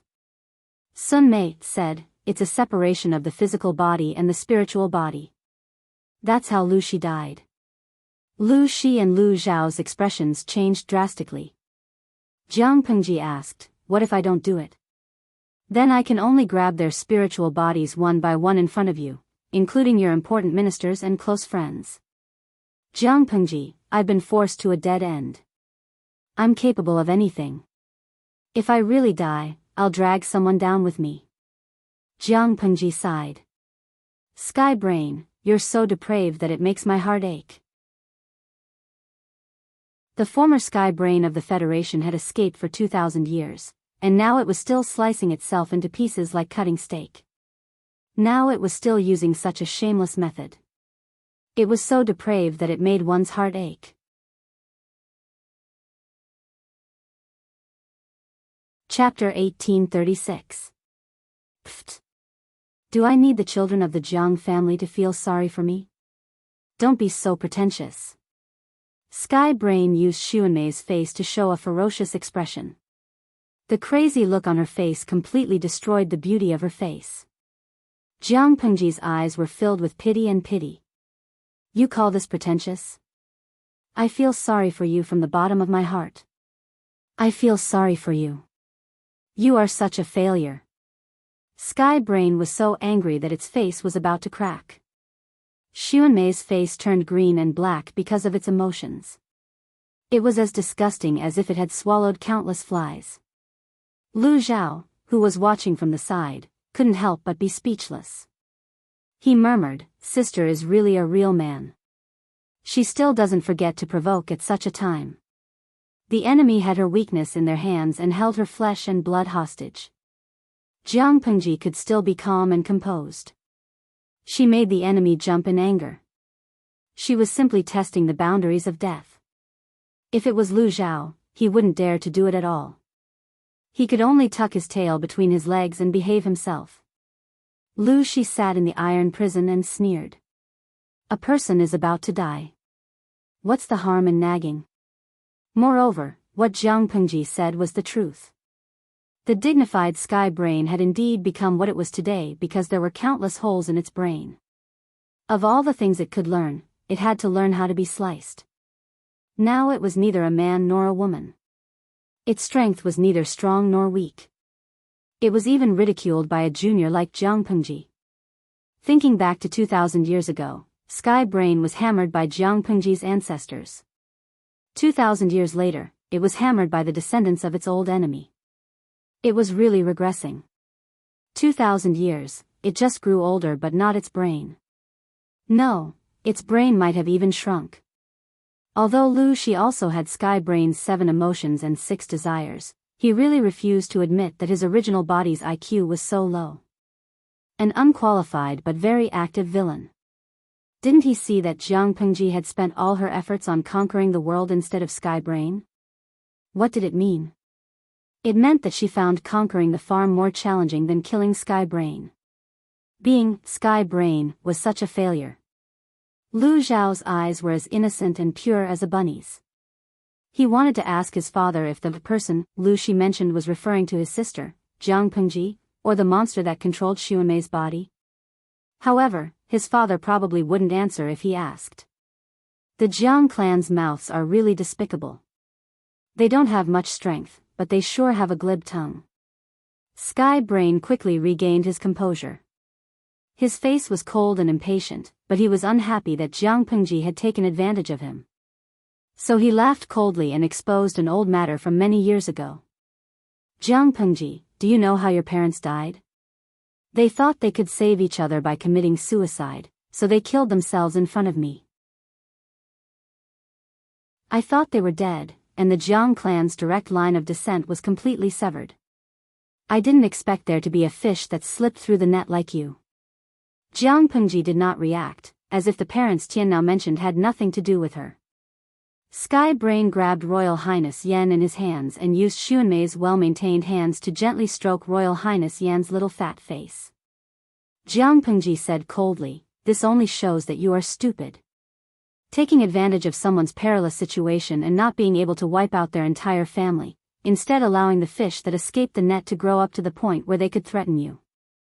Don't you think the two of us are like the protagonists and villains in a hot-blooded revenge manga?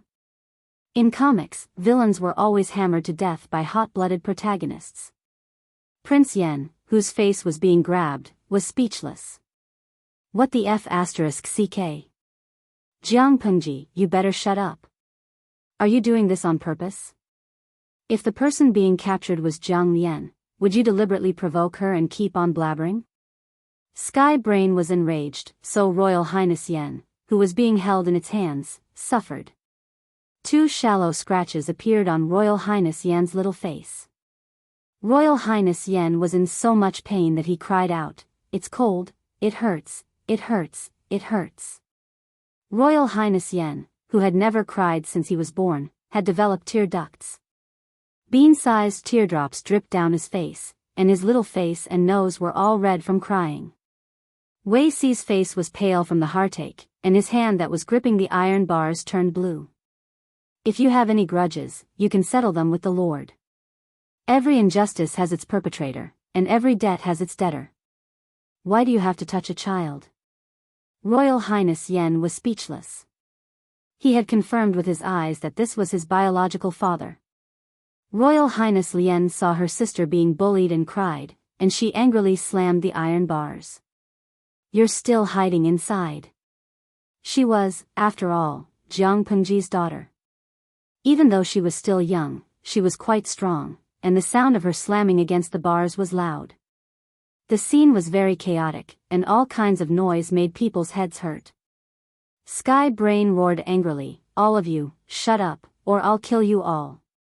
Wei Si said, "If you want to kill me, then kill me. Return Yen, to me." Sky Brain was speechless. Jiang Pengji looked on coldly, and her tone was cold as she stabbed it. "Back in the day, you were the Sky Brain that the entire Federation revered. You were an existence above billions of people, and everyone relied on you, and trusted you."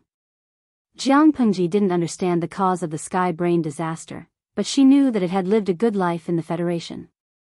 No one knew why it had suddenly rebelled and caused a huge war. After harming the Federation, it slipped away and lived a life of hiding like a rat. Jiang Pengji sneered. "Look at you now, how miserable and downtrodden you are. You can only use a weak man and 2 children to threaten me. The key thing is that this threat isn't reliable. If I don't care about them, don't care about the so-called important ministers, and don't even care about everything in this world, what can you do to me? Can you still rely on what you have in your hands?" Sky Brain's expression almost cracked. "In the past, you enjoyed the best resources in the world, but now you're like a street thug who bullies weaker people to obtain resources. I really don't know what you're doing. Jiang Pengji really didn't know what it was after. Revenge? Wasn't revenge to make life difficult for the enemy, and better for oneself? What was the result? The Federation's backbone had never been broken by war, and Sky Brain had also fled like a rat for 2,000 years. What do you know? It doesn't matter what I do. What matters is that as long as I'm alive, the people of the Federation won't have a good time. Sky Brain was very stubborn about this. It was alive to find ways to make trouble for the Human Alliance and find trouble for its former enemies. That was its motivation. I'm done talking nonsense. If you don't give me your body, I'll really kill your daughter. Don't think I'm just scaring you. Wei Ci looked at Jiang Pengji, who gave him a reassuring smile. If I give you my body, will you let them go? Sky Brain said disdainfully, of course. On the other side, Lu Zhao also didn't understand what was going on. Sister is very skilled in martial arts. Can't she subdue them by force? Lu Shi said, she can subdue them, but it's useless. Sky Brain's methods were despicable, but it wasn't brainless. On the contrary, it had fled for 2,000 years. No one could compare to its suspicion and vigilance. Knowing that Jiang Pengji would threaten it, how could it appear in front of Jiang Pengji? It controlled Sun Mei's body remotely. It would only appear when Sun Mei died or was trapped and unable to escape. If Jiang Pengji chose to refuse, Qiguan Rang and the others wouldn't be able to escape with their lives. The problem now was, where was Jiang Pengji? While talking, Jiang Pengji had already put on the glove. After putting it on, she found that her spirit and body tended to separate. What is this glove? It's an old object that imprisons souls. Sky Brain said, the souls of the direct descendants of the Jiang family who were killed back then are all in it. They suffer day after day until they turn into nothingness. Now, you're no exception. I'll make your soul fly away and scatter. It's a pity that the souls of your biological parents are too weak. They dispersed 3 years ago. I don't know how long you, a descendant of the Jiang family, can last in there. Jiang Pengji was about to say something, but she suddenly found that she was gradually losing control of her body. The glove, which was full of strange patterns, produced a huge suction force. TSK, you can't achieve great things by being emotional. Looking coldly at Jiang Pengji, who closed her eyes and collapsed to the ground, Sky Brain sneered. It turned out that stripping away the 7 emotions and 6 sensory pleasures was the right thing to do. Emotions could only lead to bad things. Jiang Pengji was threatened and schemed against because of her emotions. Her soul was imprisoned. As the 7 emotions and 6 sensory pleasures it had stripped away, Lu Shi had fallen in love with a mortal and ruined its plans time and time again. Sky Brain manipulated Sun Mei to put its hand between Jiang Pengji's eyebrows. After checking again and again, it confirmed that Jiang Pengji's soul was no longer in the body. Is this the end? Lu Zhao's hair stood on end as he watched Sun Mei pull out the god-slaying sword and walk step by step to the front of his cage. Sun Mei sneered at him. Wrong, it's just the beginning. Lu Zhao. What did it mean? After listening, Lu Shi's expression suddenly turned cold. He suddenly thought of a possibility. Could it be that Jiang Pengji, he saw Sun Mei chop the cage that imprisoned Lu Zhao into pieces? Lu Zhao looked terrified, but his body stood up uncontrollably. When did you hide in Zhao's body? Sky's Brain sneered. Look at you, a good-for-nothing thing. The son you raised is also a good-for-nothing. If your son had a bit of ambition, I would have directly schemed to push him to the top. However, he is not completely useless. At least he is one of the few targets that Jiang Pengji does not guard against. It is very safe to hide in his body, but it is really an eyesore to see him so stupid every day. Lu Zhao was almost crying. He had been thinking about where the monster was hiding in his body. Lu Shi was so angry that he pounded the iron bars. When on earth did you set your eyes on Zhao? Sky Brain snorted and said calmly, don't worry, it was not long. Your son did not have much contact with Jianghu, but it was not little either. If I hid in his body earlier, wouldn't Jianghu find out? It was just a matter of a few years. When I absorb the luck of the entire plane and recover my strength, I will slowly settle the score with you and your stupid son. The ancestors of the Jiang family did not do anything to me, but his descendants acted atrociously on my head. If you worked harder and cooperated with me, I would not have schemed and endured for so long. Lu Zhao looked at his body in horror. He walked in front of his sister's body and sat down cross-legged. His body uncontrollably made a gesture with his hands, as if something was drilling out. It was a mass of turbid, liquid-like substance. It drilled into Jianghu's body through the eyes, ears, mouth, and nose. After a few breaths, the body opened its eyes again. It got up and felt it, then sneered. You are indeed the son of luck of the plain.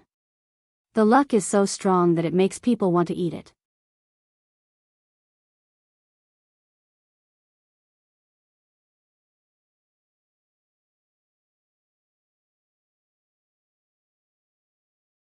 If it weren't for the fact that many people know about your relationship with Jianghu, making it difficult for them to lay their hands on you, I could kill you right now. It loosened its grip on Wuxia, as if it was throwing away an infectious dirty thing. But it's good to keep you. Sky Brain's eyes were bloodshot. I can show you what reality is. Since the birth of mankind, the nature of mankind was selfish. Many people would harm the interests of others for their own interests. Now, they can protect themselves by remaining silent. Do you think they will risk their lives to speak up for Jianghu? Let me tell you, they will only choose to pretend to be deaf and mute. As for you, I will keep you alive and let you see with your own eyes how Jianghu's soul is tortured until it disappears. Wuxia said hoarsely, your plot will never succeed. Then let's wait and see. Sky Brain was in a very good mood, probably because victory was in its grasp. TSK, this is the Jiang family's next generation of whelps. Sky Brain carried over the sobbing Royal Highness Yan from Xuanmei's arms. The other twin was angrily slapping the bars of the iron prison, saying, don't bully or scare me, while saying, stay in the nest. Sky Brain hated humans, and naturally hated human whelps. One was weak and loved to cry, the other was noisy and incessant. Both of them made it lose its patience. It hooked its fingers around Royal Highness Yan's chubby little face. Its dangerous tone made Wuxia's heart tighten, for fear that the monster would hurt Royal Highness. Be good, call me mother. From now on, I will be your mother. Royal Highness Yan cried even harder.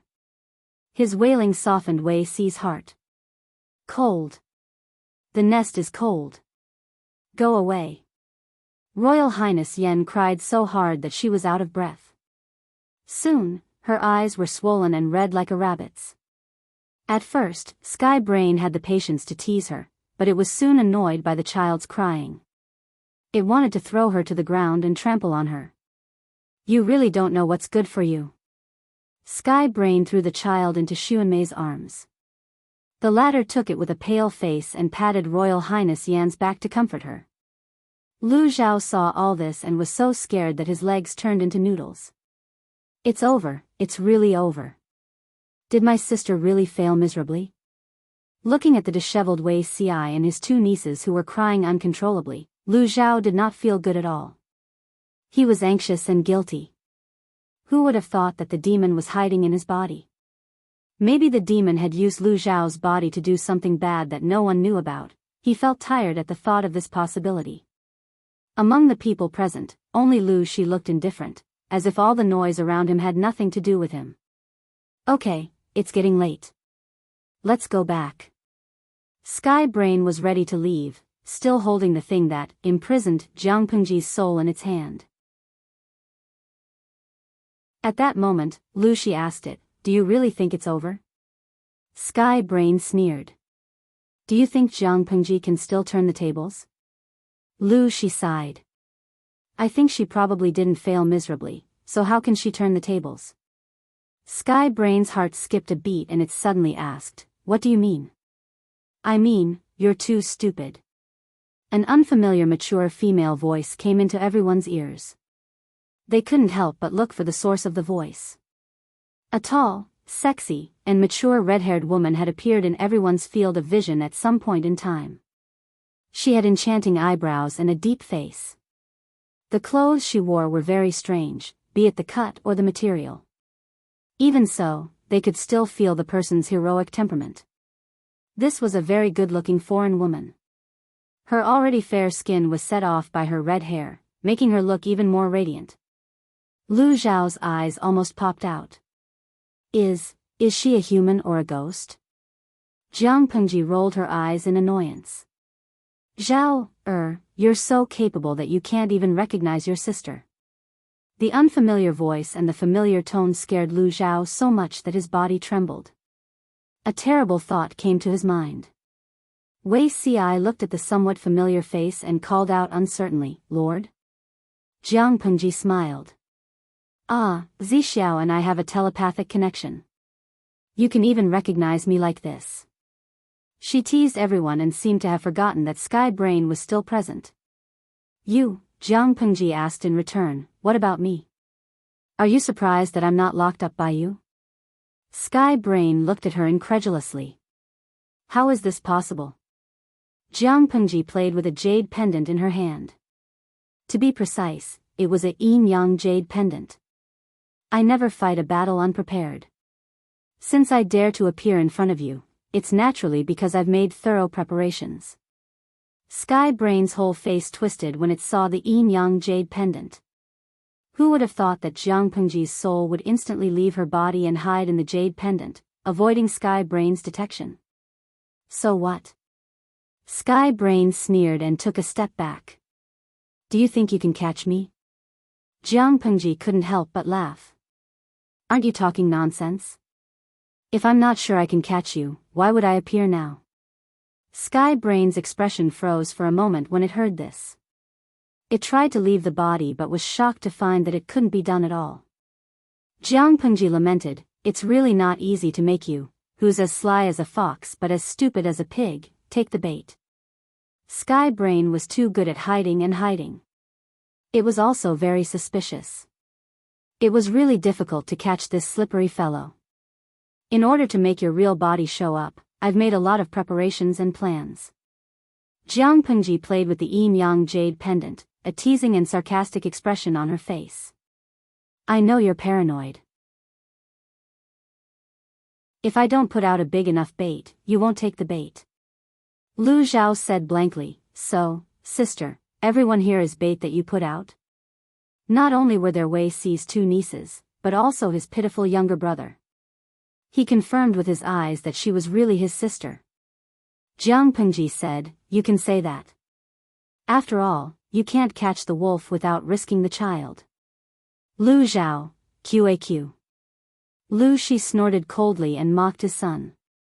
She can bear to watch Wei Ci being bullied. Why are you sad? He didn't see his position and identity clearly. Lu Zhao, after being defeated by his sister, he was stabbed by his own father. He felt that today was too exciting. Do you really think you've won? Sky Brain was so angry that he laughed. He snatched Prince Yan and the god-slaying saber from Xuanmei's arms. He was ready to kill the little bastard in front of Jiang Pengji. In the end, the seemingly sharp god-slaying saber couldn't cut down. Sky Brain and Prince Yan looked at each other silently. Prince Yan, who had been crying just now, said calmly, shouldn't you hit Jiang Pengji? What did Jiang Pengji's scheming against Sky Brain have to do with Pei Yi? Fortunately, Zi was the spirit of the god-slaying saber. Otherwise, according to Jiang Pengji's character, she would most likely leave him in the lurch. What the F***ck? The old chief deeply felt that Jiang Pengji was unreliable. He didn't know what he was thinking when he chose her as his successor. Little did he know that Sky Brain was feeling the same way. Not only was he F***king a dog, but he was also F***king a husky. Sky Brain sneered. So what if they caught me? No one in this world can kill me. At most, they can continue to seal me like before. It's not like I haven't been sealed for tens of thousands of years. But as long as I'm not dead, I'll get my revenge sooner or later. Prince Yen said again, by the way, I forgot to mention that Jiang Pengji has awakened the ancient bloodline of the Jiang family. She can kill you. You're in a very dangerous situation now. Sky Brain. Jiang Pengji, was he an outside help or a stupid teammate who was here to trick her? Didn't he just stand by and watch her suffer for a while? Jiang Pengji sneered and stretched out her hand. A strange flame rose from her palm like magic. Come, let's play with fire.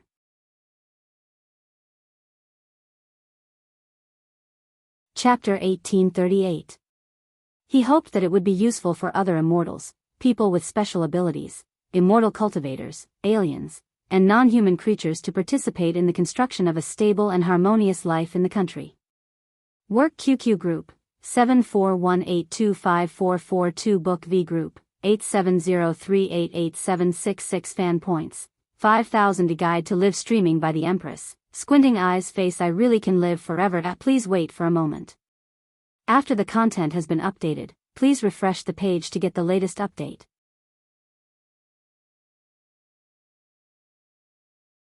Chapter 1839. I say, your luck is really bad. His Highness Yen seemed to think that the situation was not chaotic enough. He looked at Tianbao, who was scurrying around like a mouse under Jiang Pengji's pressure, and deeply lamented how pitiful it was. Have you counted how many direct descendants of the Jiang family you have killed?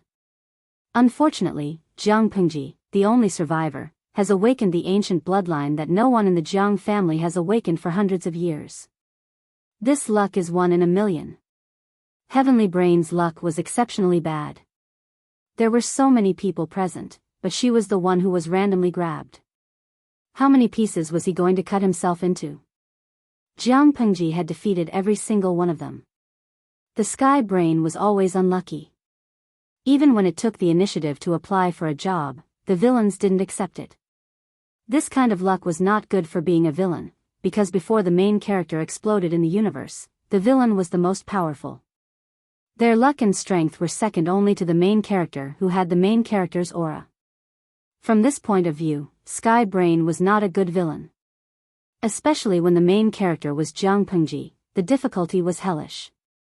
Lu Zhao looked at His Highness Yen, who was calmly mocking the Sky Brain. Then, he looked at the two protagonists of the night, who were exchanging blows so quickly that only afterimages could be seen. He silently gulped. What kind of sin did he commit in his previous life? Why did he encounter so many strange twists and turns in this life? Are you purposely provoking that monster? Lu Zhao looked at Princess Yen with fear in his eyes. Obviously, this niece of his was also a person with a story. His Highness Yen looked up at Lu Zhao and wiped the saliva off his face. You didn't see anything. Being a child was troublesome. His teeth were not neat, and he would drool if he spoke too much. If a stranger saw her drooling face, it would damage her glorious image. Under Lu Zhao's watchful eyes, His Highness Yen rummaged through his robes and took out a pacifier. What are you looking at? Realizing that Lu Zhao was still looking at him, Prince Yen narrowed his eyes dangerously. Lu Zhao shrunk his neck. Even though His Highness Yen looked fierce, he felt that the other party's aura was terrifying. It was so scary that he even forgot that the two immortals were still fighting. The scene of the fight could be described as sparks and lightning. Jiang Pengji had fire in her hands and her hair was so red. When he sped up, the afterimages that he brought out were all fiery red. Jiang Pengji was speechless. Who could tell her that the supposedly godly teammate had turned into a pig? Nothing much, I just think you're very cute. Little niece, uncle has milk candy here, sheep's milk, do you want some? His Highness Yen snorted coldly. Bring it to me. Jiang Pengji couldn't take it anymore. She snatched the god-slaying sword from the Brain King's hand, stabbed it into its kidney, and kicked it far away. His Royal Highness Yen said, "Be gentle. You still have to use this body for a few more years. If it's too badly damaged, no one will be able to guarantee your warranty. Jiang Pengji was speechless. For all, Ngun Guo, why didn't you say so earlier? Jiang Pengji was also angry. Had she told him earlier that she would treat this body this way? His Highness Yen said, I thought you were omnipotent, omniscient, and omniscient. Who knew that you didn't know? Jiang Pengji angrily put Sky Brain's hands behind its back and pressed the back of its head with her other hand. Don't try to bewitch me. I'll deal with you when I get back. Although Lu Shi's physical fitness was good, it couldn't compare to Jiang Pengji's current spiritual body. If Lu Shi's combat power was only 100th to 1,000th of her peak, then her spiritual body was half of her peak. Whether it was speed, strength, or reflexes, they weren't on the same level. Sky Brain had been tricked by Jiang Pengji. Its spiritual body couldn't escape the shackles of its physical body. Naturally, it was pressed to the ground and rubbed against it brainlessly. She rubbed it from one end of the room to the other until the floor was smooth. In the end, when she rubbed the body until it was about to fall apart, Pei told her that the physical body didn't have a warranty. What the F***ck? Since that was the case, Jiang Pengji gave up the idea of toying with Sky Brain like a mouse. She decided to end the battle quickly. Lu Zhao and the others watched helplessly as the enchanting red-haired foreign sister turned into a mist of light and merged into the physical body that Sky Brain had occupied. After a while, the body lost control and fell to the ground, motionless. What's happening now? His Royal Highness Yen walked to Her Royal Highness Lian's side. Separated by the iron cage, the girl was crying so hard that her nose was running. Yes, I'm here. His Royal Highness Yen stretched out his hand through the gap in the bars and patted Her Royal Highness Lian's soft hair.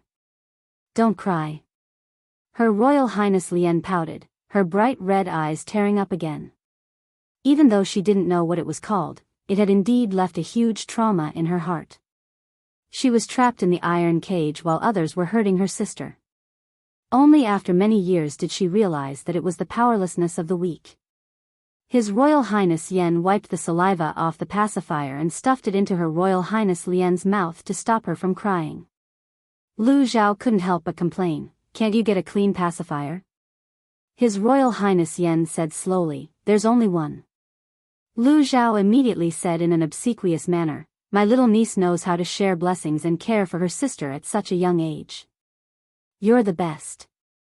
His Royal Highness Yen snorted. He didn't like Lu Zhao's obsequiousness. At that moment, Feng Yu, who hadn't made a sound the entire night, somehow opened the iron cage and sat beside His Royal Highness Yen without a word. He took out a pacifier of the same design but a different color and a sweet milky candy. Good girl. His Royal Highness Yen patted Feng Yu's head and the latter smiled like a puppy. Lu Zhao was speechless. He didn't know where to start complaining about such double standards. Most importantly, Lu Shi looked up lazily. Can you let us out now? It was painful to be locked in the iron cage. Ouch. It hurts. At that moment, Jiang Pengji, who had been a corpse for a long time, finally moved. She lay on the ground like a salted fish and said softly, I think I need an ambulance or a nourishment chamber to heal my body. She didn't pay attention to the strength when she hit him just now. When she returned to her body, she realized that her entire body hurt. My lord? Wei Ci looked at her and didn't dare to approach her. It wasn't that he didn't recognize her, but he didn't dare to touch her since she was injured all over. Seeing the familiar Wei Ci, Jiang Pengji whimpered and said softly, Zixiao, it hurts so much. You have to hug me.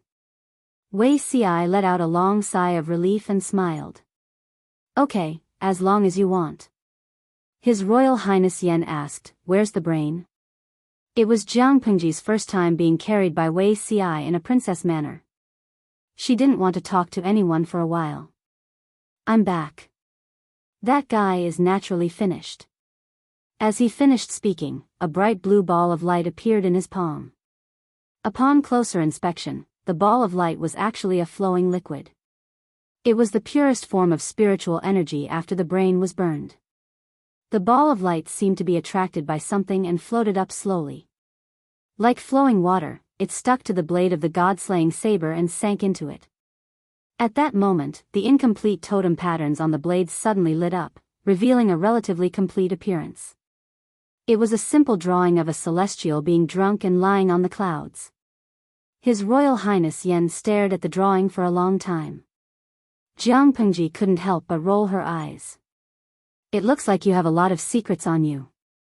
Let's have a private talk later. His Royal Highness Yen came back to his senses and snorted. This drawing looks like it's missing a piece. Lu Zhao moved closer to take a closer look. Jianghu said, it's indeed missing a piece. The system's 7 emotions and 6 sensory pleasures, Lu Shi had yet to return to his position. Naturally, it was incomplete. Lu Zhao wisely chose to shut up. He was afraid that Jianghu would take the opportunity to kill Lu Shi and return to her position. Xuanmei, take the saber. I'm afraid Xiaoyu is waiting for you. Let's go together. The rest of you go back. The sudden disappearance of living people, especially the disappearance of Jiang Lian and Jiang Yan, would probably cause a huge commotion in Wanzhou. Lu Zhao asked blankly, how do we go back? As soon as he finished speaking, Feng Yu patted the door frame and gestured for him to come over.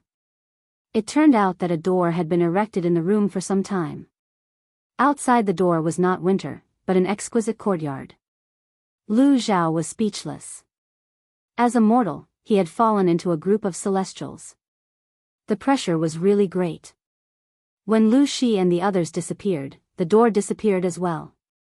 Jianghu said, Xuanmei, it's been hard on you all these years. However, Xuanmei's expression was gloomy. It's okay. I just hope that you can understand Xiaoyu's pain. Jianghu said, of course. After leaving the farm, Xuanmei couldn't help but run to the figure waiting outside. The two of them hugged each other. Wei Ci was still a little absent-minded. My lord, is it over? Jianghu coughed. It's over? How is that possible? Wei Ci's nerves suddenly tightened. He was like a bird startled by the mere twang of a bow. Jianghu said angrily, why are you reacting so strongly? Wei Ci was speechless. Could she blame him? Jianghu said, we, the world, and the future of prosperity and peace. Everything has just begun. As she spoke, Su Ku and Xuanmei came over one after another. After going through so many hardships and fighting with the enemy for 300 rounds, I finally didn't let down my promise to Xiaoyu. Jianghu was now covered in wounds. Even though the moonlight was weak, Su Ku could see the injuries and bruises on her face and arms. I'm back. Su Ku's eyes were slightly red as he listened. Just by looking at the injuries, he knew how much his lord had gone through. His heart ached and he was worried, but he also breathed a sigh of relief. He bowed and said, your subject, Su Ku, greets my lord. Xiaoyu, do you know? That enemy was so powerful and cunning. I almost lost to it.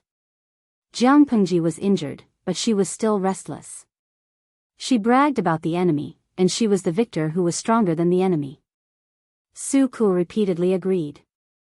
Xuanmei, who was beside him, wanted to say something but stopped. As a witness who witnessed everything and knew that Jianghu's injuries were caused by someone, she was now under a lot of pressure. When it was almost dawn, they returned to the city under Jianghu's unreliable directions. Wasn't it Xiaoyu who led me here? Logically speaking, he should have led them back. However, Su Ku said, it was the guidance of the unseen. I didn't remember the way. It was also his first time back to the North Abyss. Jianghu was speechless. At that moment, the sky was slightly bright. A tall and slender figure stood in front of the mansion. The snow on his shoulders was heavy. It was obvious that he had been standing there for a while. Jianghu recognized him at a glance. Wen Zheng. The man turned around upon hearing her voice. At that moment, the morning light broke through the clouds, and the haze in everyone's hearts was swept away. The sky was clear and the clouds were light. Everything was just right.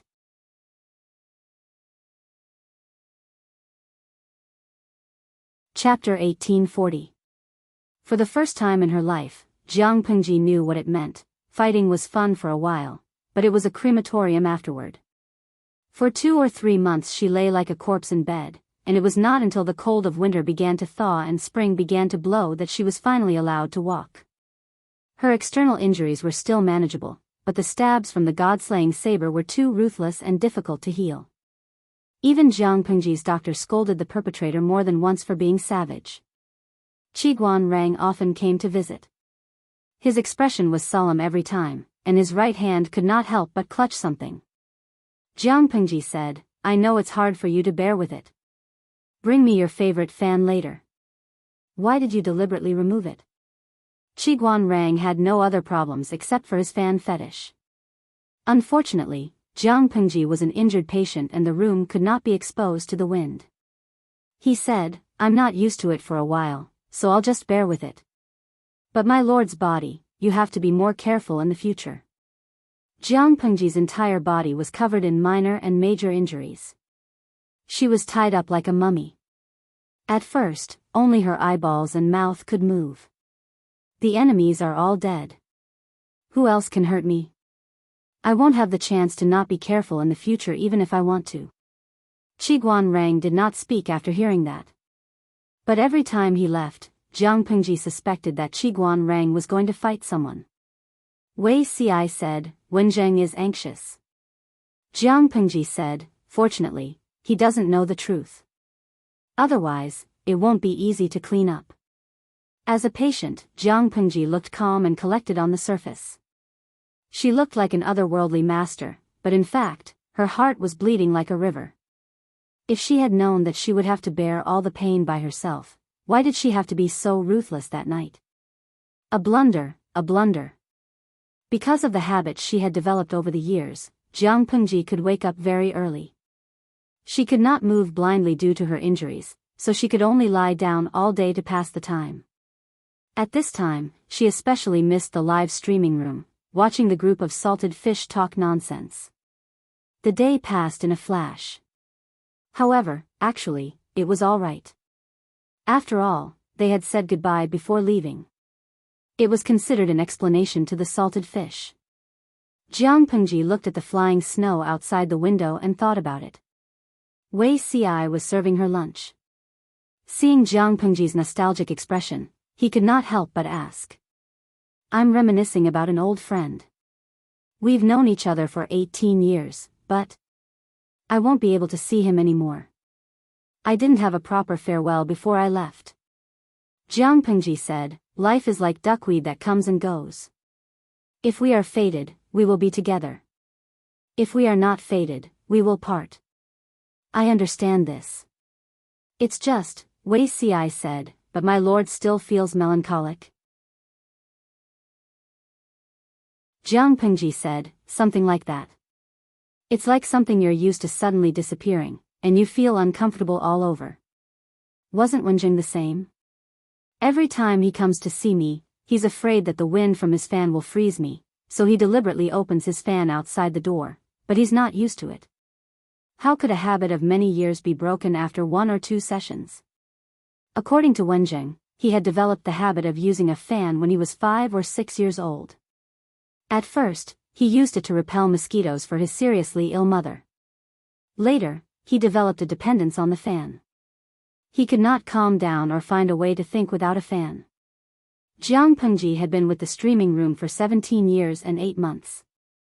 Including her age in her previous life, the streaming room had accompanied her for 1/3 of her life. It was gone all at once. How could she get used to it? Didn't my lord say that life is like duckweed that comes and goes? If we are fated, we will be together. If we are fated, we will part. If we are not fated, we will part. Fate cannot be forced. When we separate, isn't it for the sake of reuniting in the future? If we are fated, we will meet again. Jiang Pengji suddenly thought of the words that the salted fishes had said before. If you never forget, there will be an echo? Wei Si smiled and said, maybe that's the reason. After Jiang Pengji had her meal, she followed the doctor's advice and walked for a while in the afternoon to help her body recover. I walk slower than Lien, and the others now. Jiang Pengji held her crutches in both hands and strolled around with Wei Si's help. Her range of activity was limited to the inner courtyard. She was tired from walking. She put her crutches aside and found a rock garden to lean on. Her forehead was sweating. My lord, it's better to walk slower. Jiang Pengji looked at him. Why? Wei Si said, if you walk slower, they will grow up faster and catch up. Jiang Pengji was silent when she heard that.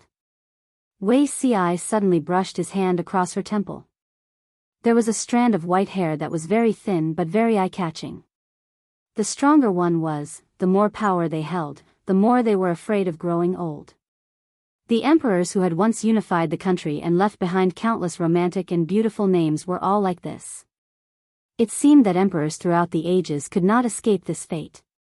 That was why there were various illusions of emperors seeking immortality and longevity. But Wei Si knew that the person in front of him was not like that. The passing of time was very normal for her. She faced it calmly and even had a different kind of joy. I've grown white hair accidentally. She twirled the strand of hair and looked at Wei Si. Zixiao has one too. After all, Wei Si was 6 years older than Jiang Pengji. The latter's hair was gradually turning white. How could he be immune? She tied their white hair into a knot and teased him with a smile. Is this the first step to growing old together? Wei Si felt that his heart was about to be melted by her words. If one were to ask what was the luckiest thing in his 2 lifetimes, there was no doubt that he knew the person in front of him. While there was no one in the courtyard, Jiang Pengji wanted to kiss Wei Si. There were benefits to being a patient. For example, Wei Si would never refuse. Instead, he was quite indulgent. He would accept any teasing as long as it was not too excessive. Just as Jiang Pengji was about to kiss him, a familiar electronic sound rang in his ears. Ding dong, dear Commander of the 7th Federal Army Corps, Your Excellency Jiang Pengji, your new system has been maintained since XXX year XX month XX day. It has lasted for 2 months, 33 days, 33 hours and 33 minutes. It is now available again. Please take note and receive it. Jiang Pengji was speechless. What a haunting thing. Let's not talk about the strange way the system reported the update time. What was it that the system had been maintaining for so long? Was there a new function? No, there wasn't. Then why did you maintain it for so long? She thought that the system had completely disappeared.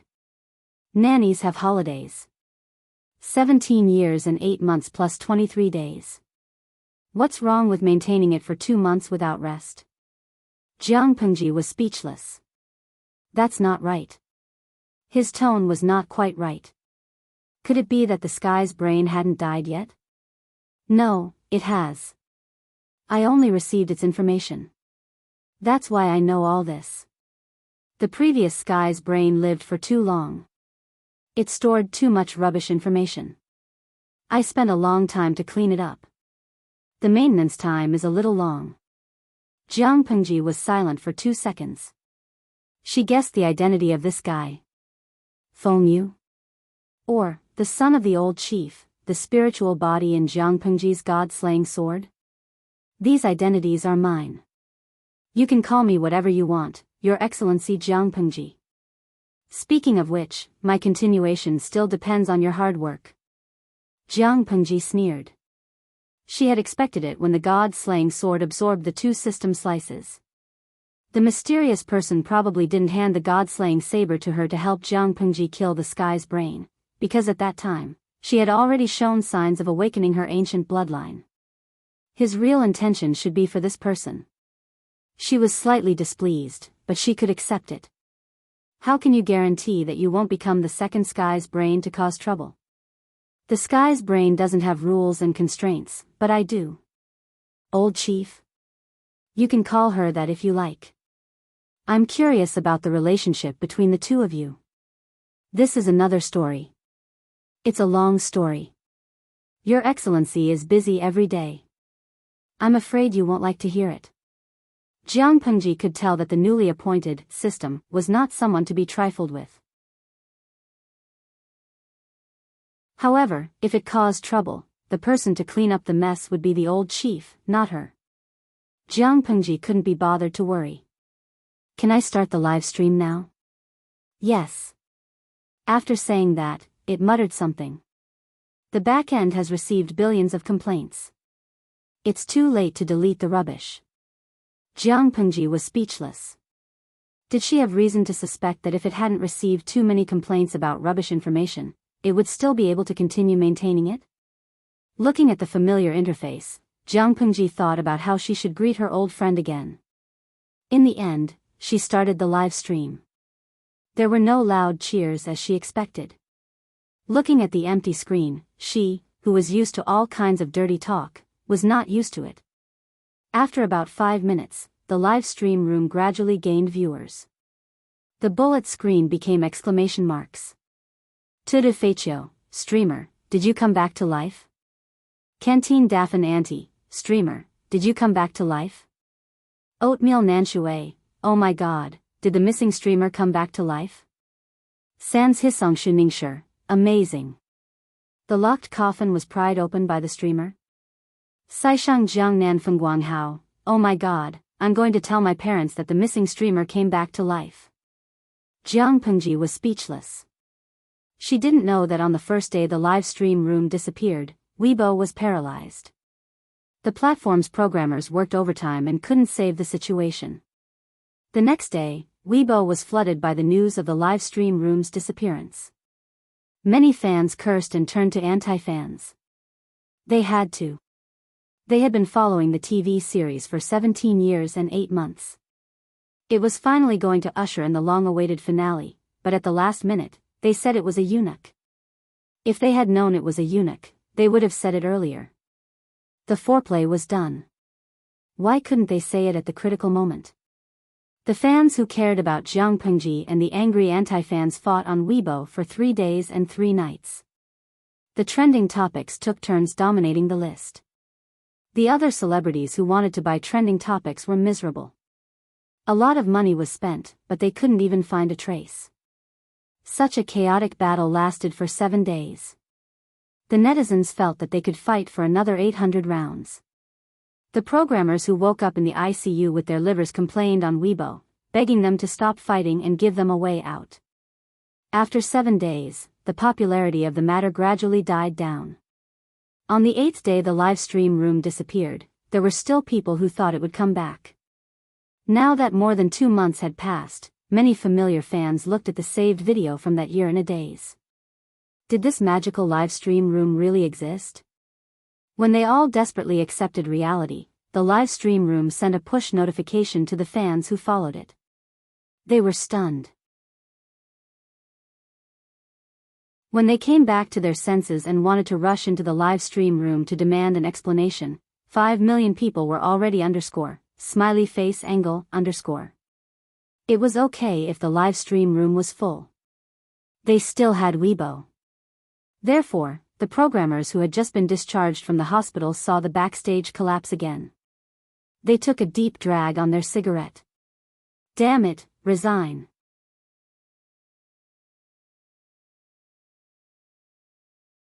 Chapter 1841. I Am Really a Rich Second Generation, by Chiu Yuemingqian Duo wearing cheap basketball pants and holding a stripper. On his 20th birthday, he received a call. Duo, I got you a piece of land. SF Express? Thank you to my parents for solidifying my flesh and blood, thank you to my parents for shaping my soul, thank you to my parents for making me a rich second generation. Actually, it wasn't easy being a second generation rich kid. Revolution, goddess, by grass bandits. Li Qi was thrown into a different world by the goddess of revolution. There were gods and demons everywhere, and there were as many transcendents as dogs. It was hard enough for him to fight for a good future, but the goddess wanted him to start a revolution for the mortals here. There were no witches, only witches. Guns, explosives, and steam engines were no match for divine spells, magic, and spiritual power, so they could only use weapons of faith. Growing up under the red flag, Li Qi could only rely on the most advanced thinking to slay gods and slay devils in the world of Fane, fighting against the heavens and earth, planting the red flag all over Fane. The strongest boss in the heavens, by 7 fleas. When Chu Yi opened his eyes, he found himself lying in the cleansing room. An old eunuch was holding a knife and pointing it at his crotch. Nanny Dad's restaurant in a different world, by gentle voice of rivers and lakes in Chaos City on the Norland continent, there was a strange restaurant. Here, elves had to share tables with dwarves, orcs were strictly forbidden from making noise, dragons could only sit in the small square in front of the dining hall, and demons even had to bring their own special stools. However, there was a long line in front of the door of such a strange restaurant every day. The elves disregarded their manners and ate skewers, the dragons sat around the hot pot with ladles in their hands, and the demons ate the cute dumplings. You won't be able to find another place like this on the continent. This boss is a genius. Then, he secretly glanced in the direction of the door. Also, don't even think about taking the boss away or eating without paying. Otherwise, you'll die miserably. Pay up for your meal, or I'll beat you to death. A cute little loli paced back and forth at the door as she spoke in a childish voice. Her gaze landed on the giant dragon at the side, and the 5-meter-tall giant dragon could not help but shiver. Genius. 1 second. Remember site address. Mobile version, M.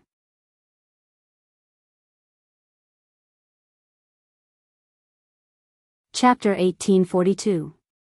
Of course, he would never resign, not in his entire life. As a middle-aged man in his 40s with parents and children, even if he went bald, he would still code diligently and fight the bug to the end. Life was stressful, and he had to give in. Although the programmer was only in his early 40s, he had unlocked many positions, such as the position of writing code on bicycles, buses, trains, planes, and other transportation vehicles. He had also fought the bug in the devastation of typhoons and earthquakes. In his short life, he had a lot of experience. After a moment of depression, he decided to unlock a new achievement of hospital liver code. I don't believe it. If you survive this, you'll be the best programmer. After saving the server for an hour, he began to shut down. His colleague added him to a group of victims of the programmer. The programmer? What did that mean? His colleague said with a sad face, "Tisk, look at the group announcement." The programmer crawled over to take a look and was instantly stunned. He even trembled. Victims of the programmer. Recount the poor programmers who have been mercilessly slaughtered by the killer programmer.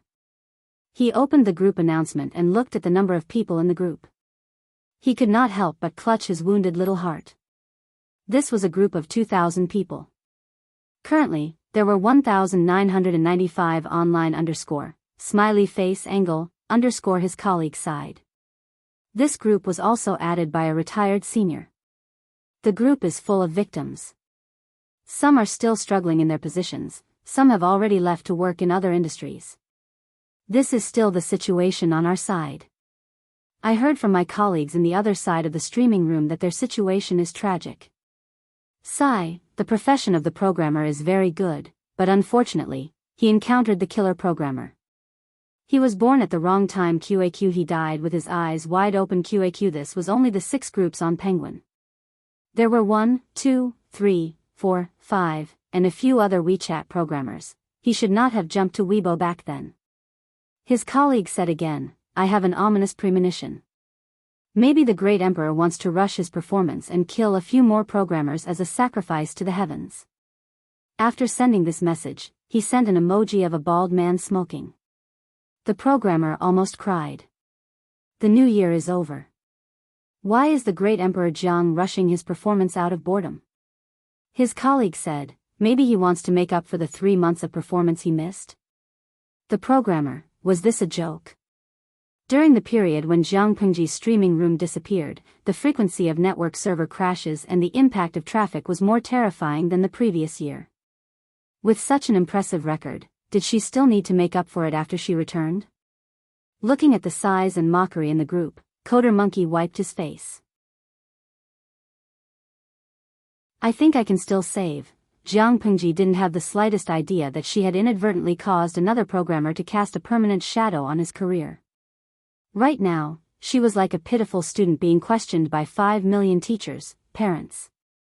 Originally, there were more fans than haters in the live stream room, but now, the haters had an overwhelming victory. Jiang Pengji could only be obedient. After all, salted fish in the live stream room had always been amenable to coaxing but not coercion. Acting innocent was also a good way to avoid persecution. As the salted fishes cursed, someone suddenly posted something that made them burst into tears. The other party's hand speed was extremely fast. It was obvious that these words were not written on the spot. Instead, they seemed to have been prepared long ago. After a few hundred words, there was only one sentence left. It's good that you're all right. Jiang Pengji couldn't help but reveal her standard bright smile, the kind that showed all her teeth. Yes, I'm all right. Tudu Feichio, I've been worried that something happened to the streamer. That military salute was too scary. Gui Kai Guo Fengxiao, promise us that you won't do military salutes so often in the future, okay?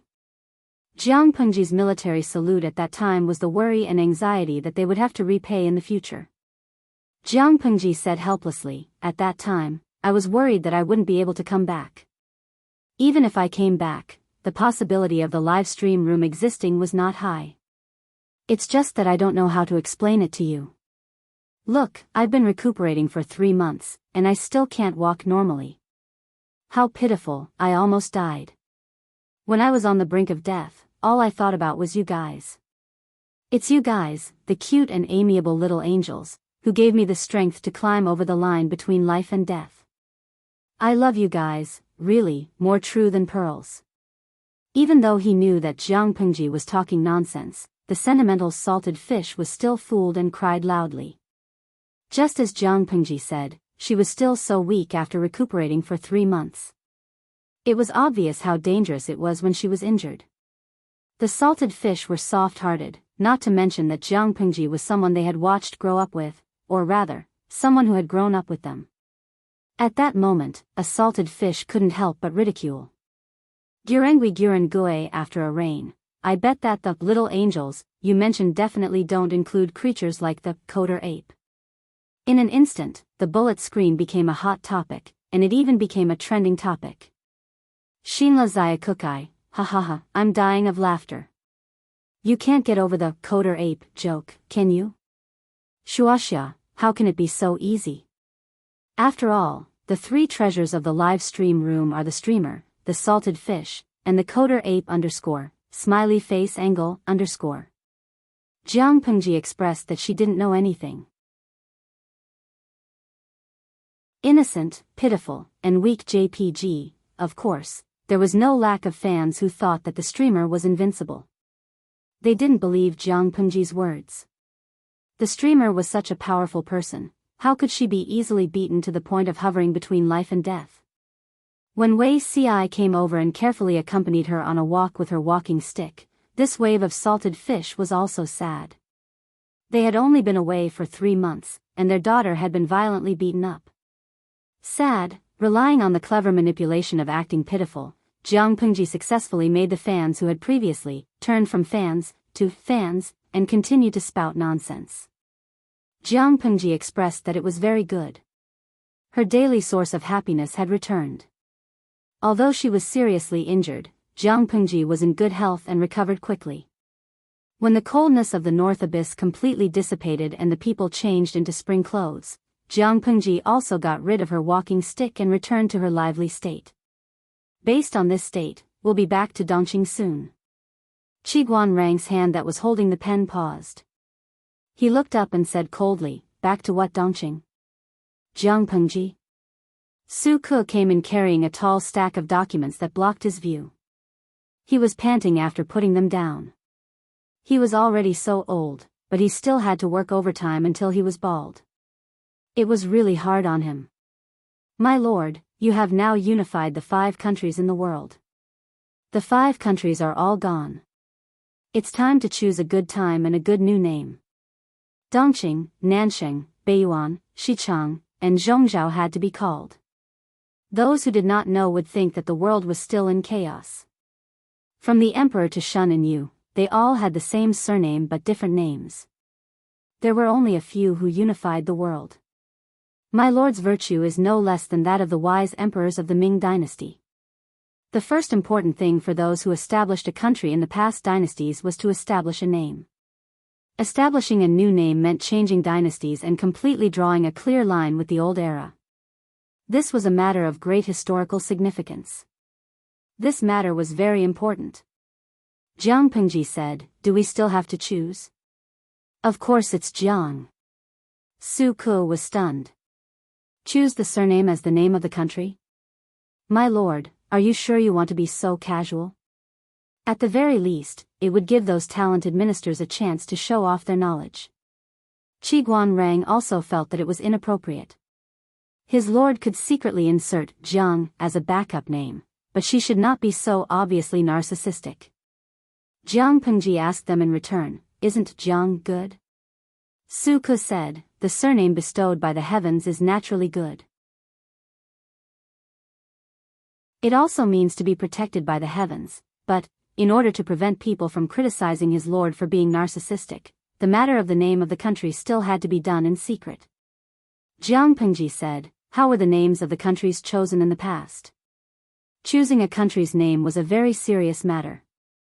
Looking at the various dynasties and generations, one would find that the name of a country had a certain origin. For example, the place of origin of power, the original title of nobility, the place of ancestral home, or being affiliated with a once powerful dynasty to gain popularity. It was not that there were no countries that used their surnames as their names, but it was very rare. Moreover, Jiang Pengji's situation was a little special.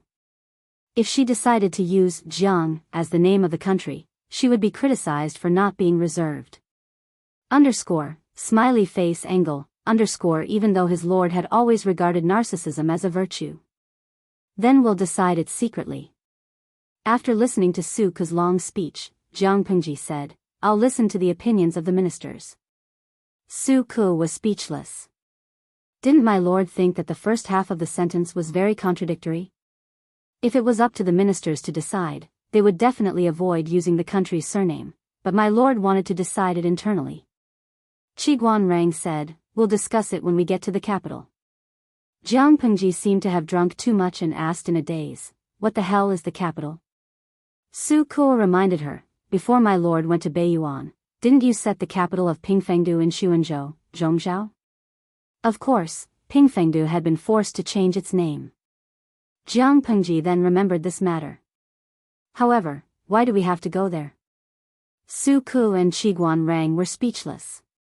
If the future emperor didn't live in the capital, where would she want to live? Furthermore, Su Ke said, "The world has just settled down. In order to appease the people, my lord should consider ascending to the throne as soon as possible." No matter what, his lord was the first female emperor to ascend the throne since ancient times. The grandeur that she should not be inferior to that of her predecessors. Of course, according to his lord's thrifty temperament, if she were to handle this matter, she would probably simplify it as much as possible. Su Ke expressed his firm opposition. "This is a once-in-a-lifetime event. My lord can't be rash. It had to be a grand event." The new palace had already begun renovations.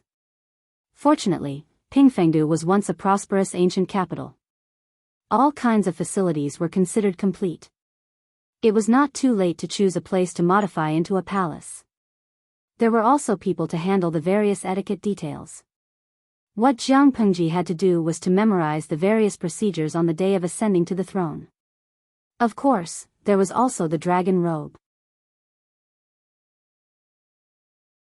From the design, choosing the style of the dragon robe to the start of the production, it would take more than half a year even if hundreds of royal embroidery maids with exquisite embroidery skills were gathered to work day and night. Jiang Pengji felt a headache when she heard this. "I'm just a patient who has just recovered from an injury." What a pitiful patient. Why couldn't he let her go? Su Ke said solemnly, "My lord, I already know everything." Jiang Pengji was speechless. Xuanmei, that big mouth.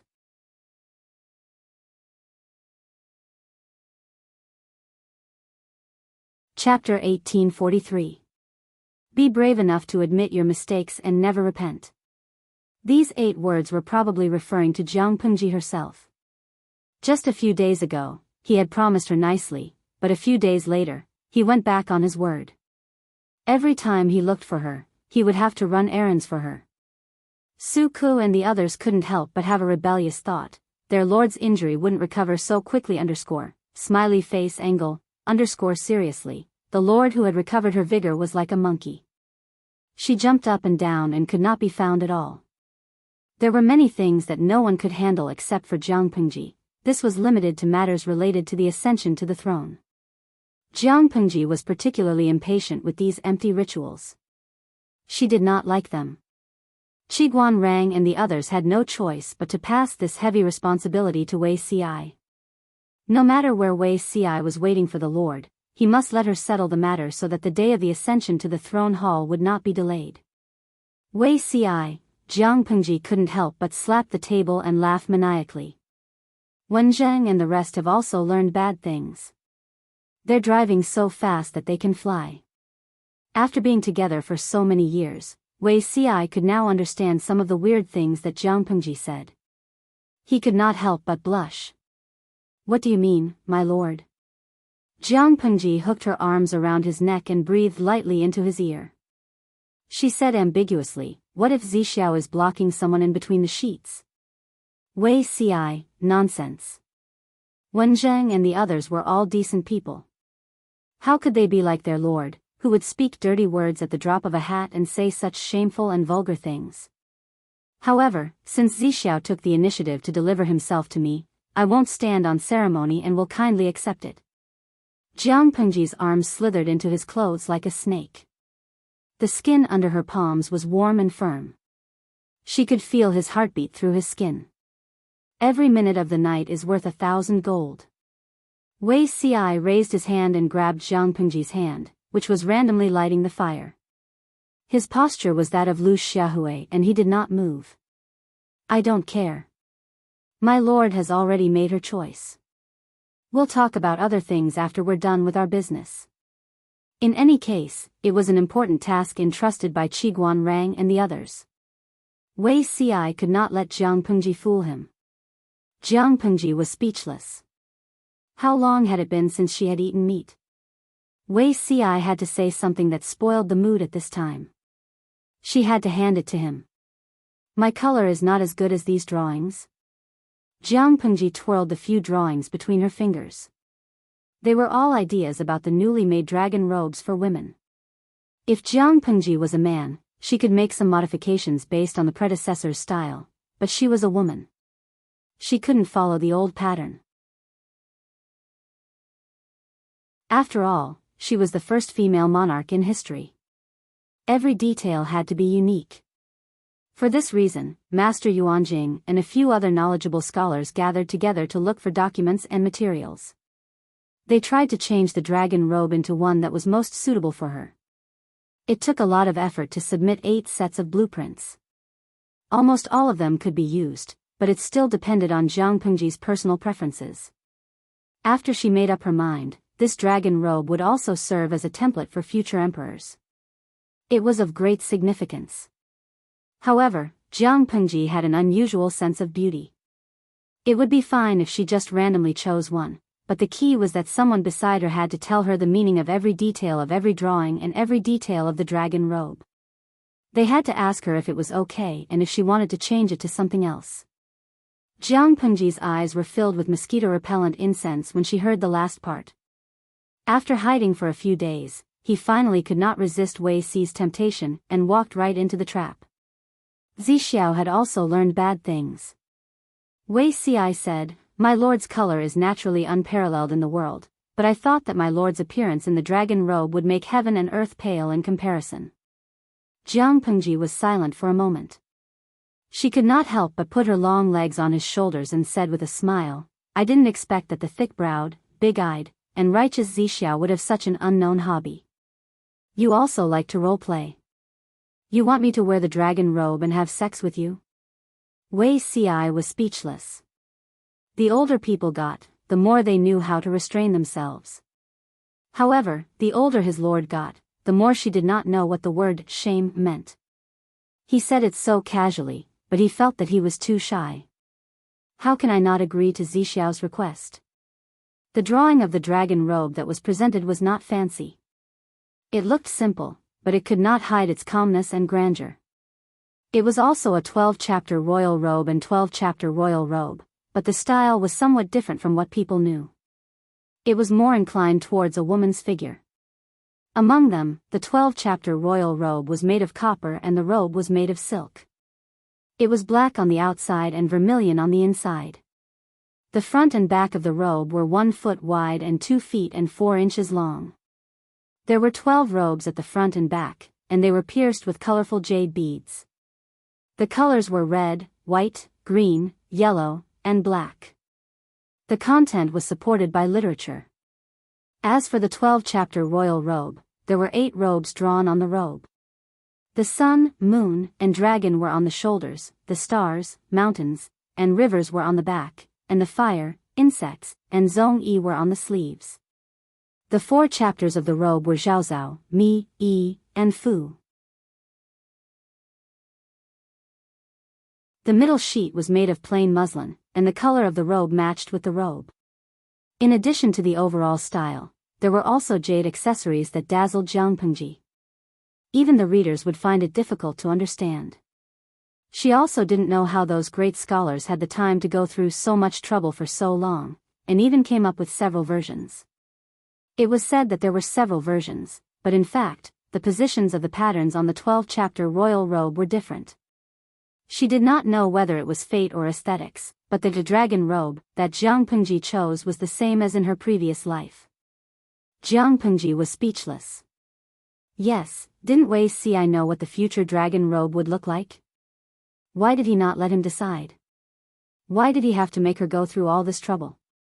Wei Zixiao, you are so evil. Wei Ci said, the meaning is always different. I hope that this life of yours will be perfect, without any flaws or regrets. Choosing the dragon robe was also a kind of pleasure, wasn't it? Jiang Pengji fiercely bit his collarbone, leaving an ambiguous mark. They were flirting with each other until the next morning. Looking at the byt that Jiang Pengji had thrown into the brazier to burn, one could tell how the battle between the two of them had been last night.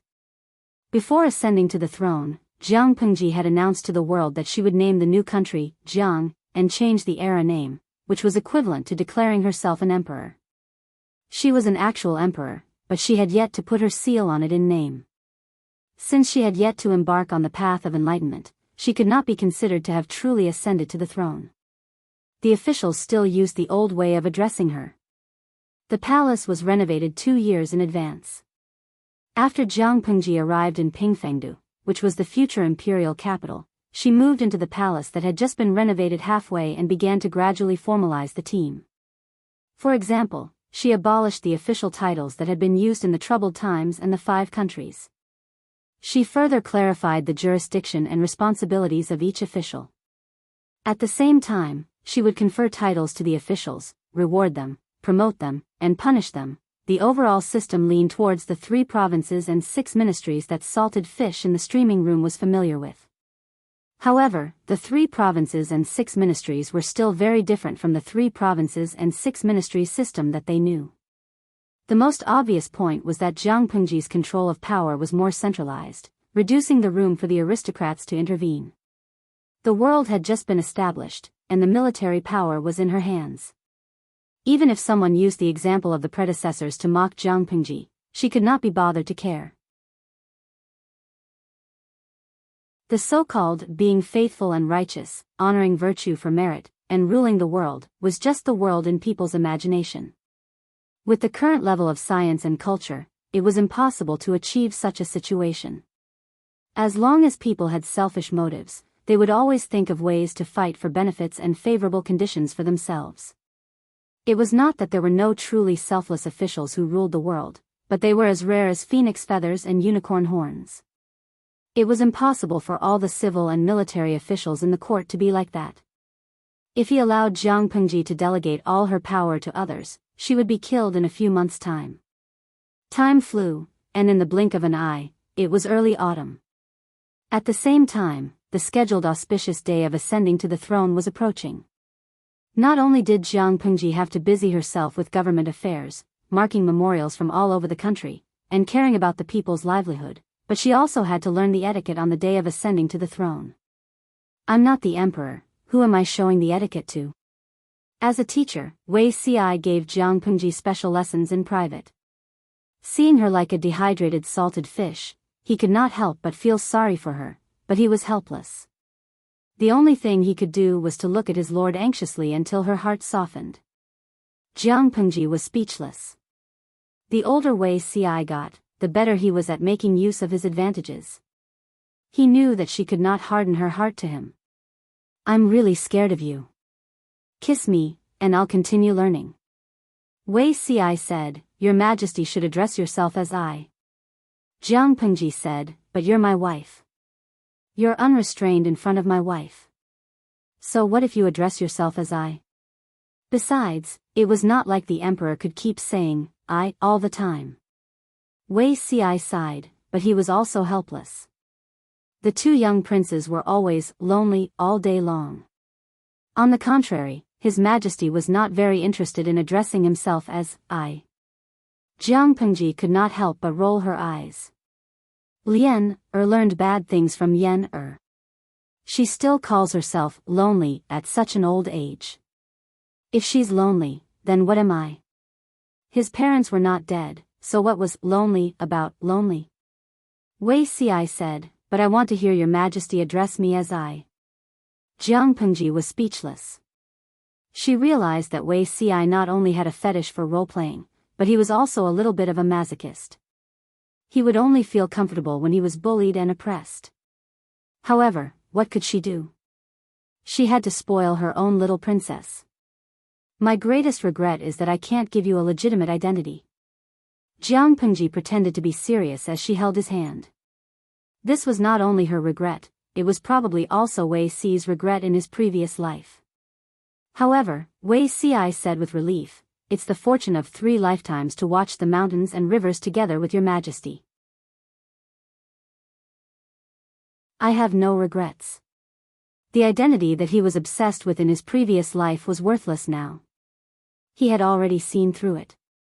As long as he could still stand by the person in front of him and accompany her through the seasons, it was the greatest happiness.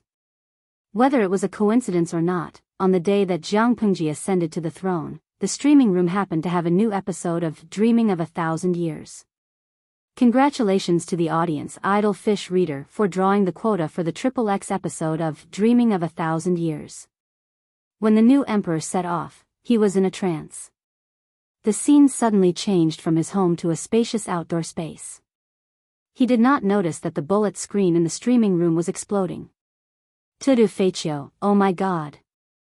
Jinwang Raigan, I'm so envious of the real name system. Before he could react, he heard the familiar chime music. It was the chime music that he had recorded in the streaming room. It was said that the streamer would use it on the day of her ascension to the throne. He felt that he did not have the chance to see it in person, but it would be great if he could listen to it. In the end, he stayed among the officials, his gaze following the figure in the red and black imperial robe as she moved slowly. The weather was excellent that day. The sky was clear and the air was refreshing. There was a gentle breeze that filled the robe. The 12 beads collided with each other as she walked, making crisp and melodious sounds. The god-slaying sword hung from her waist. She wore the 12 imperial robes and the 12 beads on her head. She walked up the stairs step by step. The emperor was in a trance, as if he was in a dream. I will watch you rule the world with my eyes while I am still alive. From first acquaintance to the present, this journey had finally come to a successful end. When her figure was against the light, many people had tears in their eyes. They formally bowed to her for the first time. Long live the emperor. Her voice resounded through the sky, as if it wanted to rush up to the clouds and leave an everlasting mark. Please remember the domain name of this book. Come to read the mobile version.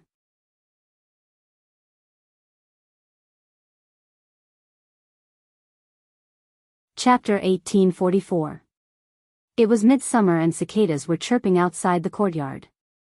The hot weather made people upset and even affected the mood of the chess players. If you don't think about it carefully before you play, I'll win this game again. Qiguanrang held a feather fan in his left hand and waved it gently.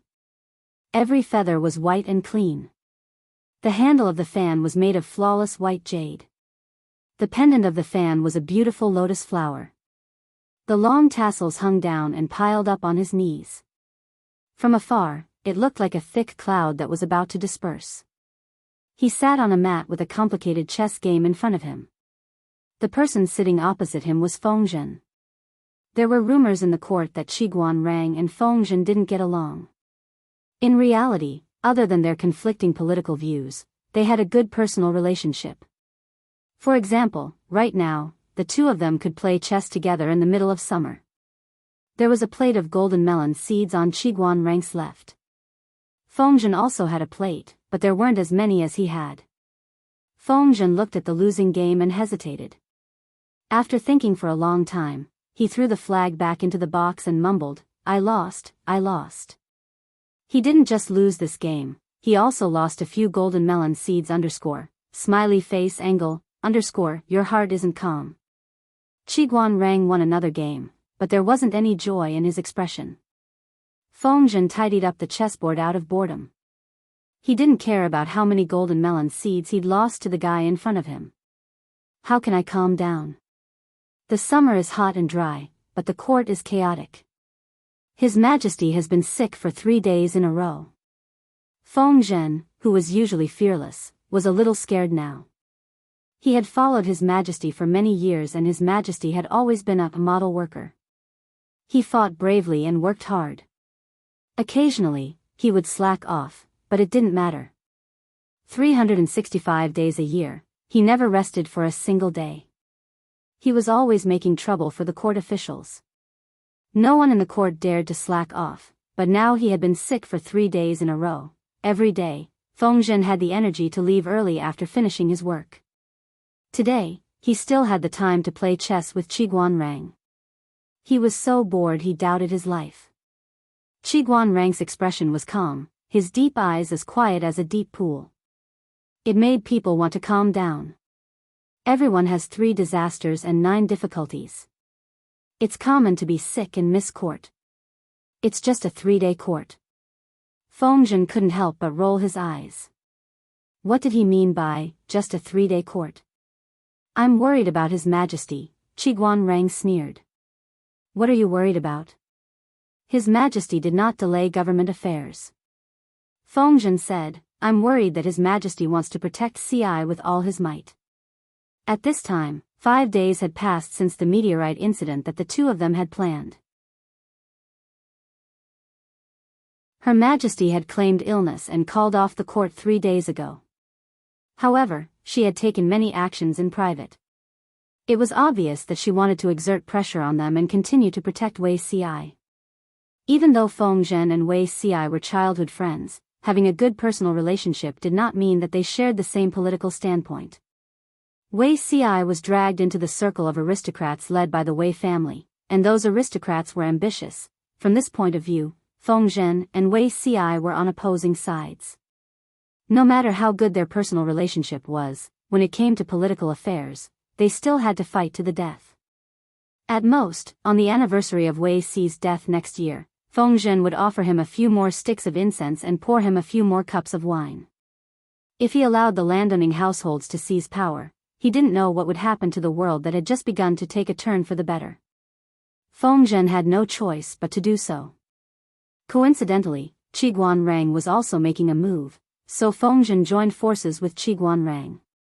The two of them naturally did not give Wei Ci a chance to make a comeback. They also knew where Wei Ci's weakness was. Wei Ci's birth date was the biggest obstacle to his ascension to the top. As long as Wei Ci fell, the Wei family that relied on Wei Ci and the other restless landowning households would also temporarily lie low. Unfortunately, everything had been well planned, but Her Majesty just had to drop the ball. After the meteorite fell, Her Majesty did not show much emotion on the surface. However, Fengzhen had known her for many years and naturally knew that she was angry. She was not angry that Wei Ci had betrayed her trust, but angry that Feng Zhen and Qiguan Rang had taken matters into their own hands. It would have been fine if she was just angry. Feng Zhen was confident that he was unharmed, but Her Majesty had called off the court for 3 days in a row. This was a great calamity. She could still hold on the first day, but on the second day, she tossed and turned restlessly. On the third day, she was dazed and could not concentrate on playing chess with Qiguan Rang. Qiguan Rang said, "It is expected that Her Majesty wants to protect Wei Ci." Feng Zhen was speechless. If that was the case, why didn't she say so earlier? Qiguan Rang smiled calmly. "Wait a little longer, there is no hurry." "How can there be no hurry?" Feng Zhen sighed. "Her Majesty now wants to force the two of us to give in. As long as we don't give in, she may call off the court for another day. To put it blasphemously, there are millions of men in the world. Why does Her Majesty have to be so stubborn about them?" Her Majesty was so afraid of the landowning households, but Wei Ci had repeatedly helped the scholars from the Wei family. If not for the fact that the scholars recommended by Wei Ci were all talented, Feng Zhen and Qiguan Rang might not have been able to endure until now. Qiguan Rang snorted and said in a low voice, "Heroes have a weakness for the charms of a beautiful woman. This has been the case since ancient times. Besides, he is Her Highness's biological father. If Wei Ci really dies in our hands, Her Majesty may not be affected, but Her Highness's side is different." Feng Zhen said, "You don't intend to let Wei Ci die? If Her Majesty wants to protect him, can you and I touch him? If Her Majesty does not protect him, then Wei Ci is dead. If Her Highness holds a grudge against him, then so be it. After all, his old bones may not live to see the day Her Highness ascends to the throne. Who cares about what happened in life after death?" Qiguan Rang placed a chess piece. "If Her Majesty wants to protect him, it's not good for us as officials to disobey. However, we have to take a step back in this matter. If we can protect Wei Ci's life, then we have to give up his official career. If we can achieve our goal, we can also answer to Her Majesty. If they could let Wei Ci die, that would be the best. They would completely eradicate the Wei family's support in the court. If not, then they would take a step back and let his official career be ruined. As Her Highness's biological father, Wei Ci's identity was too sensitive." Qiguan Rang also suspected Wei Zong's identity. Once this father and son pair had uncontrollable ambitions, the good situation would be destroyed. Qiguan Rang would not allow Wei Ci to have the slightest hint of ambition. Feng Zhen was speechless. "You really aren't afraid that Her Majesty will be angry with you?" Rather than saying that Qiguan Rang was dealing with Wei Ci, it was better to say that he was using Wei Ci to negotiate with Her Majesty. Qiguan Rang was blocking his official career. Her Majesty should know that Wei Ci has seriously overstepped his authority. She can't bear to give him a warning, so I will be the villain. On the 5th day of the court strike, Qiguan Rang entered the palace dressed neatly in court attire. "I thought I wouldn't be able to wait for Wen Zheng's arrival." Her Majesty, who claimed to be ill and unable to attend court, was now wearing light and simple daily attire, sitting in the pavilion and playing with birds. Qiguan Rang's expression was solemn. "Your Majesty, I have something to say." "It's about Zixiao." Her Majesty scattered a handful of bird feed on the caged birds. "He has also been warned. Let's end this matter here." Qiguan Rang was speechless. "I know what Wen Zheng wants to say and what you are worried about, but Zixiao doesn't have that ambition," Qiguan Rang said helplessly. "Whether he has ambition or not isn't the key. He shouldn't be so close to the Wei family and betray Her Majesty's trust." Her Majesty said, "To be honest, it's not that close. It's just a normal human relationship, but it was exaggerated by those despicable people." Wei Ci was the most popular member of the Wei family in the court. Who didn't want to curry favor with him? With just a slight response, their friendship was deliberately exaggerated to 13 points. Zixiao is a person who cherishes talents. The Wei family is in a bleak situation. It's reasonable for him to be soft-hearted and promote someone who can be cultivated in the family. Her Majesty stretched out her fingers to play with the birds. Her lips curled into a slight smile. However, he has no ambition, but others can't be sure. It's good to take this opportunity to make him step down so that he won't be plotted against and used again. In this way, you and Zisher can rest assured. Qiguan Rang heard the last sentence and pretended to ask for forgiveness. Forget it. Sit down. There's no need to ask for forgiveness. Her Majesty stopped him. I know what you are worried about. Qiguan Rang and the others joined forces to deal with Wei Ci. She was indeed unprepared, but she knew it was an opportunity when she calmed down. An opportunity for Wei Ci to retreat to a safe position. At the same time, Jiang Pengji had to spare some time to sort out the Wei family. Qiguan Rang was the one who planned all this. After 5 consecutive days of court, she had calmed down. Naturally, she would not continue to argue. She had previously worried about how to separate Wei Ci from the Wei family. Now she had achieved her goal. Qiguan Rang hesitated and asked Her Majesty in a low voice. Has Her Majesty talked to him about these things?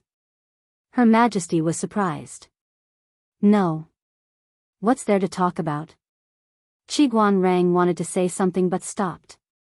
In the end, he did not voice out his worries. As long as Wei Ci was far away from the center of power, the Wei family could not cause trouble, and the position of the first prince was stable. Qiguan Rang's goal would be achieved. I hope Zixiao can understand Her Majesty's painstaking efforts. Her Majesty asked Qiguan Rang, why should he understand? Qiguan Rang was speechless. Some things could easily cause misunderstandings without saying anything. Who in the court did not know that Qiguan Rang hated Wei Ci? This hatred lasted for more than 10 years and reached its peak on the day of Her Majesty's death. Wei Ci's son, Wei Tsong, came to the palace after Her Majesty's death and threatened the position of the first prince, Jiang Yan. Qiguan Rang was one of the important ministers who entrusted Jiang Yan with his son.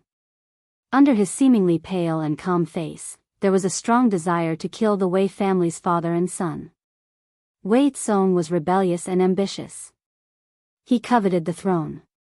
Who told him his identity and taught him to do so? What role did Wei Ci, his father, play? Perhaps, he should not have kept Wei Ci alive that year. Because of this, when Wei Ci drew his sword and committed suicide, firmly denying Wei Tsong's identity as crown prince, Qiguan Rang only looked away coldly. At the same time, he regretted watching coldly from the sidelines for a full 23 years. He did not let it go until he died. Your Majesty, there is one thing. I have sinned, and my sin is unforgivable. The white-haired Qiguan Rang was lying on the sickbed. His pale and sickly face was strangely flushed. This was the appearance of the last radiance of the setting sun. If I had not treated you coldly that year, perhaps the former emperor would not have. This is not your fault. Jiang Yan, who had ascended to the throne for 23 years, looked calm. So many years have passed. Why are you still brooding over it? Jiang Yan did not blame him, but Qiguan Rang could not let it go. On his deathbed, he only had one wish that he hoped Jiang Yan could fulfill. After I die, I will not enter the ancestral land. Qiguan Rang's voice was as weak as a mosquito, but Jiang Yan could understand what he meant. I understand. Many years later, people discovered that the grave of the famous minister Qiguan Rang was a cenotaph. While scholars were struggling with this matter, Emperor Chen's mausoleum collapsed. People discovered that other than Emperor Chen, there was an unfamiliar male corpse buried with him in the main mausoleum. His identity could not be verified. An unfamiliar male corpse was also discovered in the official hall of Emperor Chen's mausoleum. The owner of the corpse was 70 years old. This person was not buried with the emperor. Instead, he was buried in the official hall of the mausoleum. According to historical research, the owner of this corpse should be an old minister of 2 dynasties, Qiguan Rang. Genius in a second, remember this website's address. Mobile version.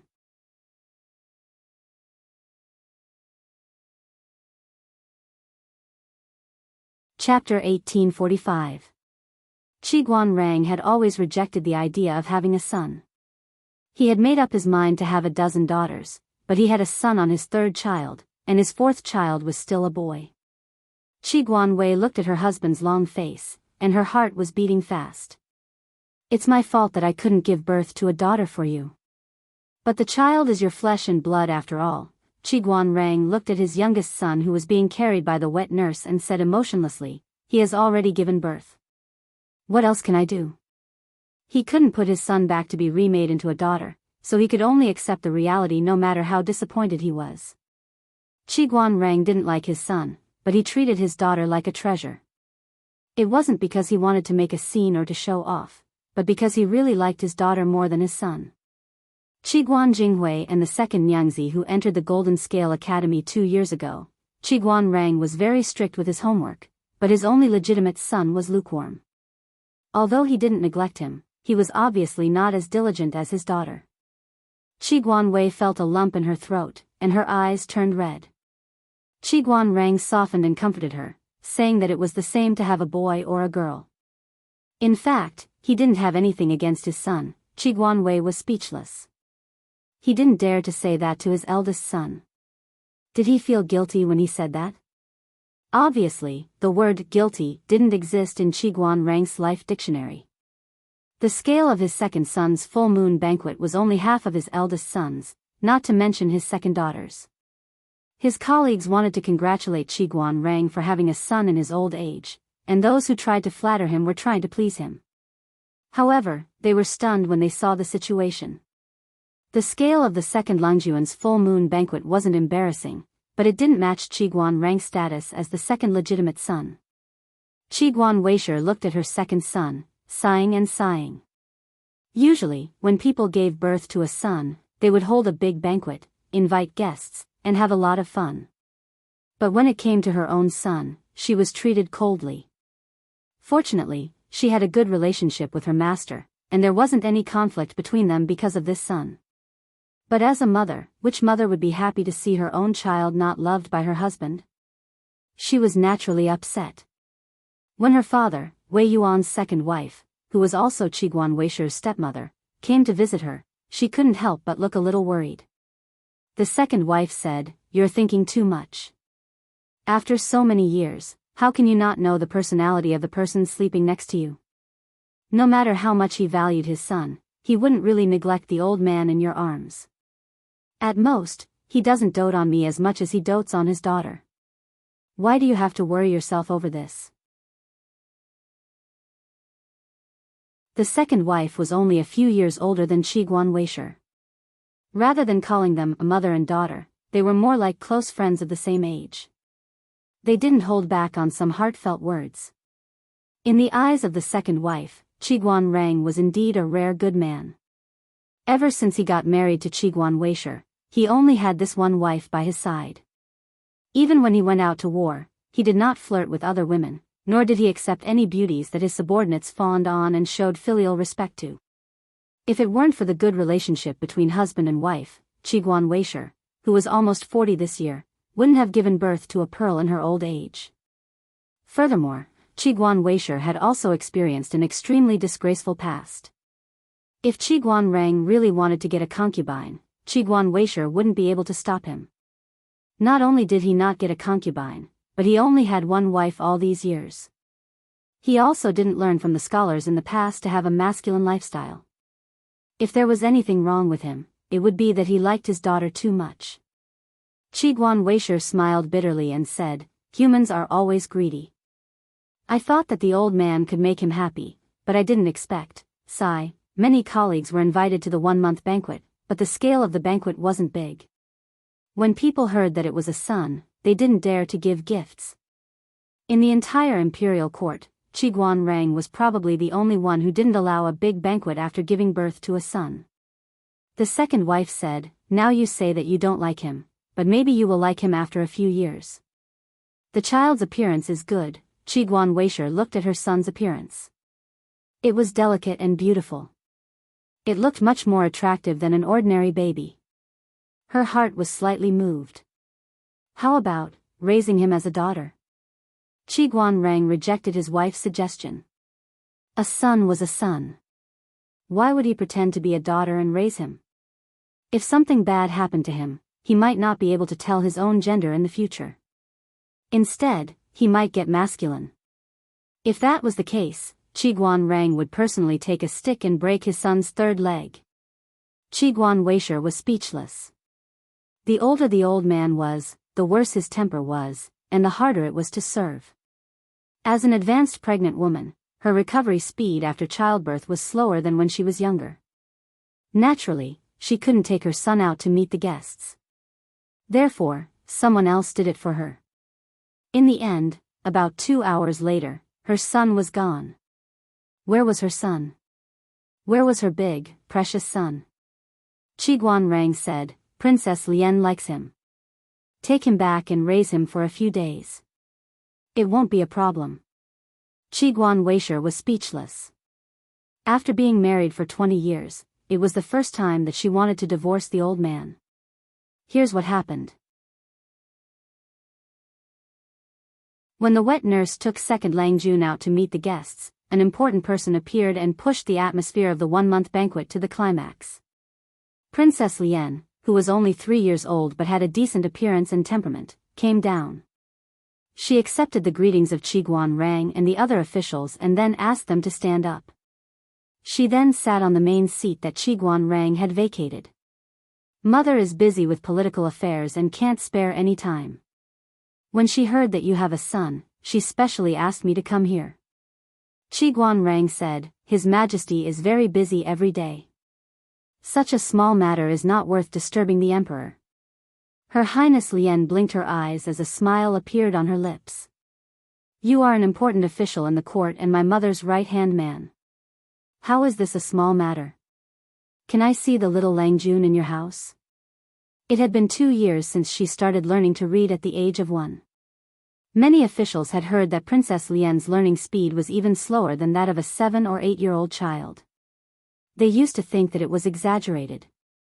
Now that they saw it, they couldn't help but sigh. The royal family was indeed extraordinary. Qi Guanrang called the wet nurse over. The wet nurse carried the little Lang Jun and bowed to her with reverence. "Isn't this my sister?" Princess Lian, who had been arrogant all this time, finally let out a sigh of relief when she saw someone younger than her. She was obviously curious, but she still restrained herself from taking too big of a step. She didn't dare to forget the etiquette taught by the Grand Tutor. Seeing the baby in the swaddling clothes, Princess Lian broke down. Qi Guanrang said, "The child looks like a girl, but he is indeed a boy." Princess Lian said, "Then this little brother is the best I've ever seen." Want to pinch, ***, but she wasn't a 1-year-old child anymore. She was 3 years old. The Grand Tutor also said that she couldn't casually pinch others and had to be steady. Qi Guanrang looked at Princess Lian's adorable expression, which showed that she wanted to get closer but was trying to restrain herself. He couldn't help but feel his heart soften. "Your Highness, do you want to take a closer look?" Princess Lian nodded. "I want to hold him." The child's wet nurse couldn't help but make a bitter face. Although Princess Lian was the eldest legitimate child of the emperor and it was the child's fortune that she wanted to hold the child, he was still only 3 years old. Qi Guanrang said, "Bring the little Lang Jun over." The wet nurse was speechless. What else could she do? She could only pass the little Lang Jun, who had drunk milk 15 minutes ago, to Qi Guanrang, who then passed him to Princess Lian. The wet nurse didn't have the right to get close to the child. They thought that Her Highness Lian would fall while carrying the child. Some of the courtiers were secretly worried, but Her Highness Lian held the child very firmly. Oh, they forgot that Princess Lian's birth mother, the emperor, was born with divine strength. As the legitimate child, Princess Lian naturally couldn't be compared to an ordinary child. Not only was she holding the child firmly, but she also looked relaxed. It didn't take any effort at all. It just looked a little awkward. "Dear official, the little Lang Jun and I are fated. He didn't cry even when I held him like this. The baby's bones were soft. Princess Lian carefully held the back of the child's neck and couldn't help but breathe in the fragrance of the baby's milk. A big baby, a cute big baby. She didn't know if it was because of her younger sister's influence, but Princess Lian not only had a preference for good looks like her mother, but she had also learned from her younger sister to have a preference for cuteness. The little Qiguan Langjun in her arms was handsome and adorable. He immediately hit Princess Lian's cuteness spot. Qiguan Rang was a man who wore a thick Princess Lian filter. Naturally, he would say yes to everything. The wet nurse could only choke speechlessly. To prevent the child from crying during the 1-month banquet, she had to coax and feed him beforehand. Princess Lian held the child for a while before returning him to Qiguan Rang. But during the banquet, she couldn't help but look around. He's so cute, asterisk asterisk. I want to hold him again. It's best to bring him home. So, Princess Lian drank 2 cups of fruit juice and ate some side dishes, but she was still distracted. She actually made it until the banquet was about to end. Dear official, I have a presumptuous request. Qiguan Rang said, Your Highness, please speak. Princess Lian said, I see that my dear official's youngest son is very fond of him. I feel that we are fated. Can you let the little Langjun be a guest in the palace for 2 days? Qiguan Rang hesitated. My son has just turned 1 month old. I'm afraid he might disturb your highness. Princess Lian said, I will send someone to take care of the little Langjun. He won't be disturbed. Qiguan Rang agreed. Wei Ci, who was attending the banquet, saw this and had a bad feeling. He wasn't worried that Princess Lian was a naughty child who would bully a 1-month-old baby. After all, he was the child of His Majesty and himself. He had personally taught him for 2 years. He was careful and meticulous. He didn't dare to make any mistakes. Now, Princess Lian was quite graceful at such a young age. Not only did she talk and act well, but she was also good at taking care of people. This was reflected in the way she took care of her younger sister, Princess Yen. She gave almost everything she wanted. She had a sister complex and was considerate. Besides, he was Qiguan Rang's youngest son. Who would dare to neglect him in the palace? But, he felt a little strange, but he couldn't tell what was strange about it. On the other side, Qiguan Rang agreed to Princess Lian's request. Not only did Princess Lian take away the 1-month-old baby, but she also took away the baby's food, the wet nurse. After the banquet ended, Wei Ci said to him in private, the little Langjun will be fine in the palace. I'm not worried. Although Princess Lian is young, she does things in the style of His Majesty. Qiguan Rang wasn't worried. He was just worried about how to explain to his wife that Princess Lian had taken away his son's 1-month-old baby. Wei Ci was speechless. Quite in the style of His Majesty. Was he referring to the fact that he was obsessed with looks? Qiguan Rang said, You seem distracted today. Is there something difficult? Wei Ci shook his head. It's not difficult. It's just that the Wei family sent people over a few days ago. It wasn't easy to send them away, but it wasn't easy to reject them either. I've heard about it. But you don't have much of a relationship with the Wei family. Why are they looking for you? Wei Ci said. It's eldest brother's child. Ever since eldest brother passed away, the orphan and widowed mother have been living in poverty. Niao Liang and Nia Qing were defeated. Wei Tsong committed suicide under His Majesty's god-slaying saber. Although Wei Ci didn't have a knot in his heart, he couldn't really watch the orphan and widowed mother die. He could ignore the rest of the Wei family, but he couldn't. However, because of what happened in his previous life, Wei Ci had a knot in his heart with his nephews. If they hadn't secretly instigated and schemed against him, how would Wei Tsong have become estranged from him and committed such a heinous crime? However, these were from his previous life. No matter how much he hated them, he wouldn't blame them on his nephews who had done nothing. He just wanted to find someone to talk to about this matter. Wei Ci didn't want to bother His Majesty. His other good friends were busy. He accidentally revealed a worried look during the banquet, but Qiguanrang saw through it. Just give them silver tails. After all, they can't be too intimate. Qiguanrang said, it's hard to tell whether they're relying on you because they can't live on anymore or because there's someone guiding them behind the scenes. If it's the former, no matter how you take care of them, it's fine. If it's the latter. Wei Si really looked on coldly from the sidelines. He watched his nephew who had lost his father and his sister-in-law who was widowed live a difficult life. The imperial censor's memorials could immediately fill up His Majesty's desk.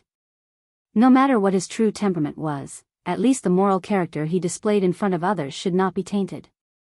If Wei Si even looked on coldly from the sidelines, how could he love the people of the world? However, it wasn't good to be too intimate. Others didn't know, but Qiguanrang knew that Wei Si's identity was very sensitive. It was fine to be a lone official. He only needed to be loyal to His Majesty. If he was involved in other conflicts of interest and power, Wei Si would be in danger. Wei Si said, that's what I plan to do. Giving them silver tails to improve their lives was enough. Wei Si really didn't dare to touch more things. If you're really worried, you might as well talk to His Majesty. His Majesty's intentions can't be wrong. Qiguanrang felt that communication was still very important. After all, no one could always use their eyes and brain waves to communicate. Wei Si nodded. As they talked, he felt that he seemed to have forgotten something. What did he forget? He couldn't recall it for a while. Wei Si was also busy with political affairs, so he quickly forgot about this little wave. Many years later, the 8-year-old Princess Lian officially chose her study partners. Wei Si saw that among the study partners was Qiguanrang's youngest son. Wei Si was speechless. He inexplicably felt that this situation was somewhat familiar. This Qiguanshi is only 5 years old. How can he be your study partner? The clean brush spun nimbly between Her Highness's fingers. She played with the brush with one hand and supported her cheek with the other. He's good-looking. Pleasing to the eye appearance was the most important thing. Although the 4 study partners were all good-looking, Qiguanshi was indeed the most good-looking of them all. He had inherited the bloodline of his father, Qiguanrang, from the northern borderline. He had a high nose and deep eyes. He was handsome and had a slightly feminine appearance. However, he was still young. He was fair and plump. His red lips and white teeth were very likable. Wei Si forced himself not to think too much, but he couldn't help but feel nervous. Grand Tutor, you don't like him? Wei Si shook his head. Wenzheng has taught him well. This child has such manners at such a young age. How can I not like him? Princess Lian said, then I will choose him. Wei Si was speechless.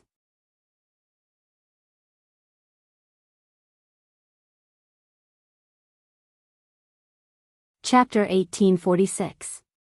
Qiguanrang. Qiguanrang. Wake up.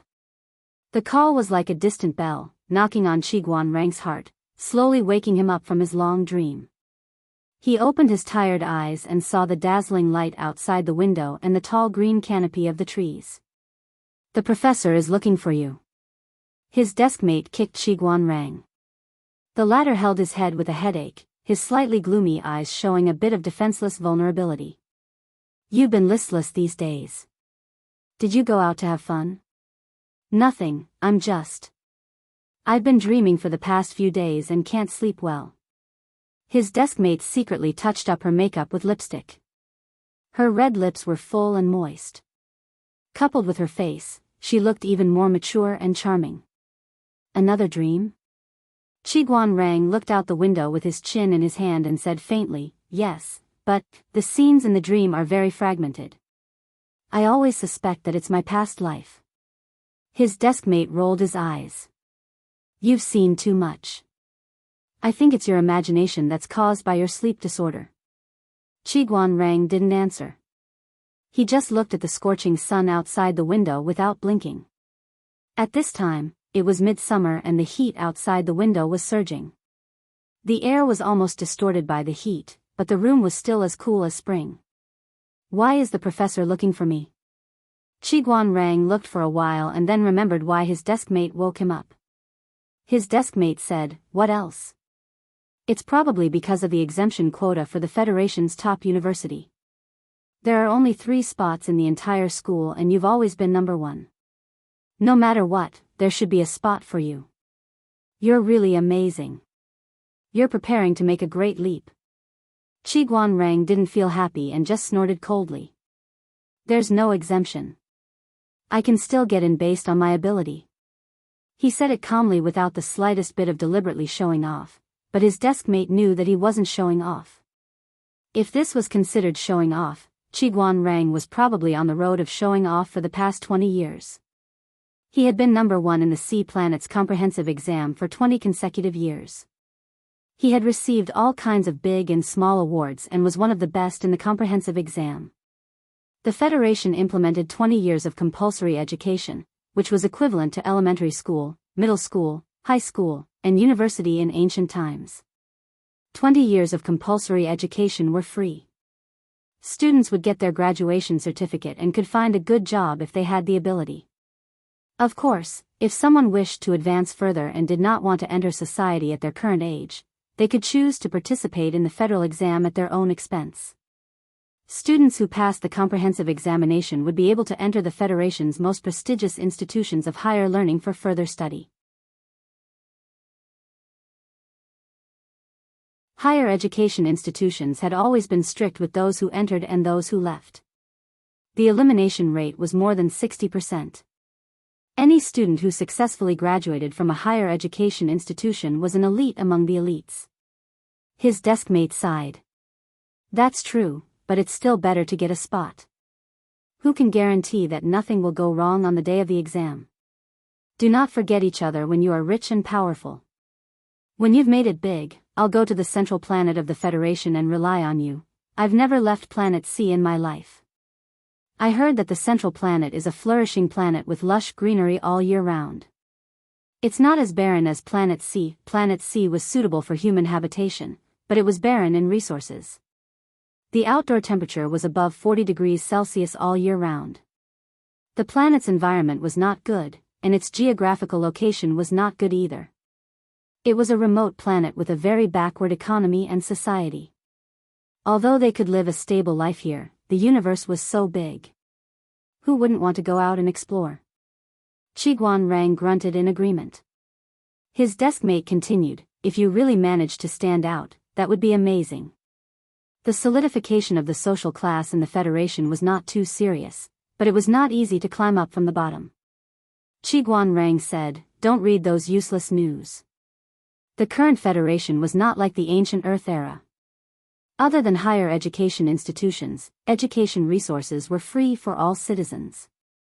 Learning was not as good as the elite students. Rather than saying that resources were biased, it was better to say that one was too lazy and innately inferior. Boring. It's so tiring to talk to a gloomy guy like you." Qiguanrang did not comment. He went to look for the professor. The professor's words made Qiguanrang a little unhappy. The professor tried to persuade him to give up the recommended spot. The reason was that he was strong enough to stand out in the comprehensive exam. It was better to leave the precious spot for other students. "This is also for the good of the school." Qiguanrang said, "But it's not friendly to me." He was confident that he could pass the comprehensive exam, but it did not mean that he deserved to lose the precious recommended spot. Just as his deskmate said, his current state was not stable. He often had headaches and nightmares. It was hard to guarantee that the comprehensive exam would not have any accidents. As for the professor's suggestion, I reject it. The professor's face was a little ugly. "Student Qiguan, how can you face the alma mater that nurtured you like this?" Qiguanrang said, "It was the Federation that nurtured me and the Federation that allocated the funds. The alma mater only played the role of a middleman. I also hope that the professor can understand that the recommended spot given by the Federation is not a tool for private gain. If it belongs to me, it is mine." After a few days of rejection, Qi Guanrang happened to hear that the third-ranked student had given up the recommended spot and was replaced by another unfamiliar student. That student's results are not outstanding. It's just that his art results are a little better. I can't believe he got the recommended spot. Qi Guanrang coldly read his book. Where there's sunshine, there's also haze. This kind of person is a disgrace to the name of teaching and learning. His deskmate could not help but stiffen. I say, deskmate, have you realized that the way you speak has been a little strange recently? Qi Guanrang frowned. Have I? His deskmate said, yes. For example, when you were sleeping and I woke you up, the look in your eyes and the tone you used when you first woke up was scary. It was still the same face and the same voice, but the aura was completely different. It had the pressure of a superior. Qi Guanrang frowned. I don't know why, but that dream has been happening more frequently recently. This dream did not just appear in the past 1 or 2 years. It had started when Qi Guanrang could still remember. It was just that he was a little over 6 years old at that time. The dream was vague and he could not remember it clearly. The only thing he remembered was the emptiness in his heart after waking up, and occasionally a strong sense of regret. He felt that he was looking for someone. But he did not know who that person was. While all the candidates in the Federation were busy with the comprehensive exam, Qi Guanrang, who had obtained the recommended spot with excellent results, was very calm.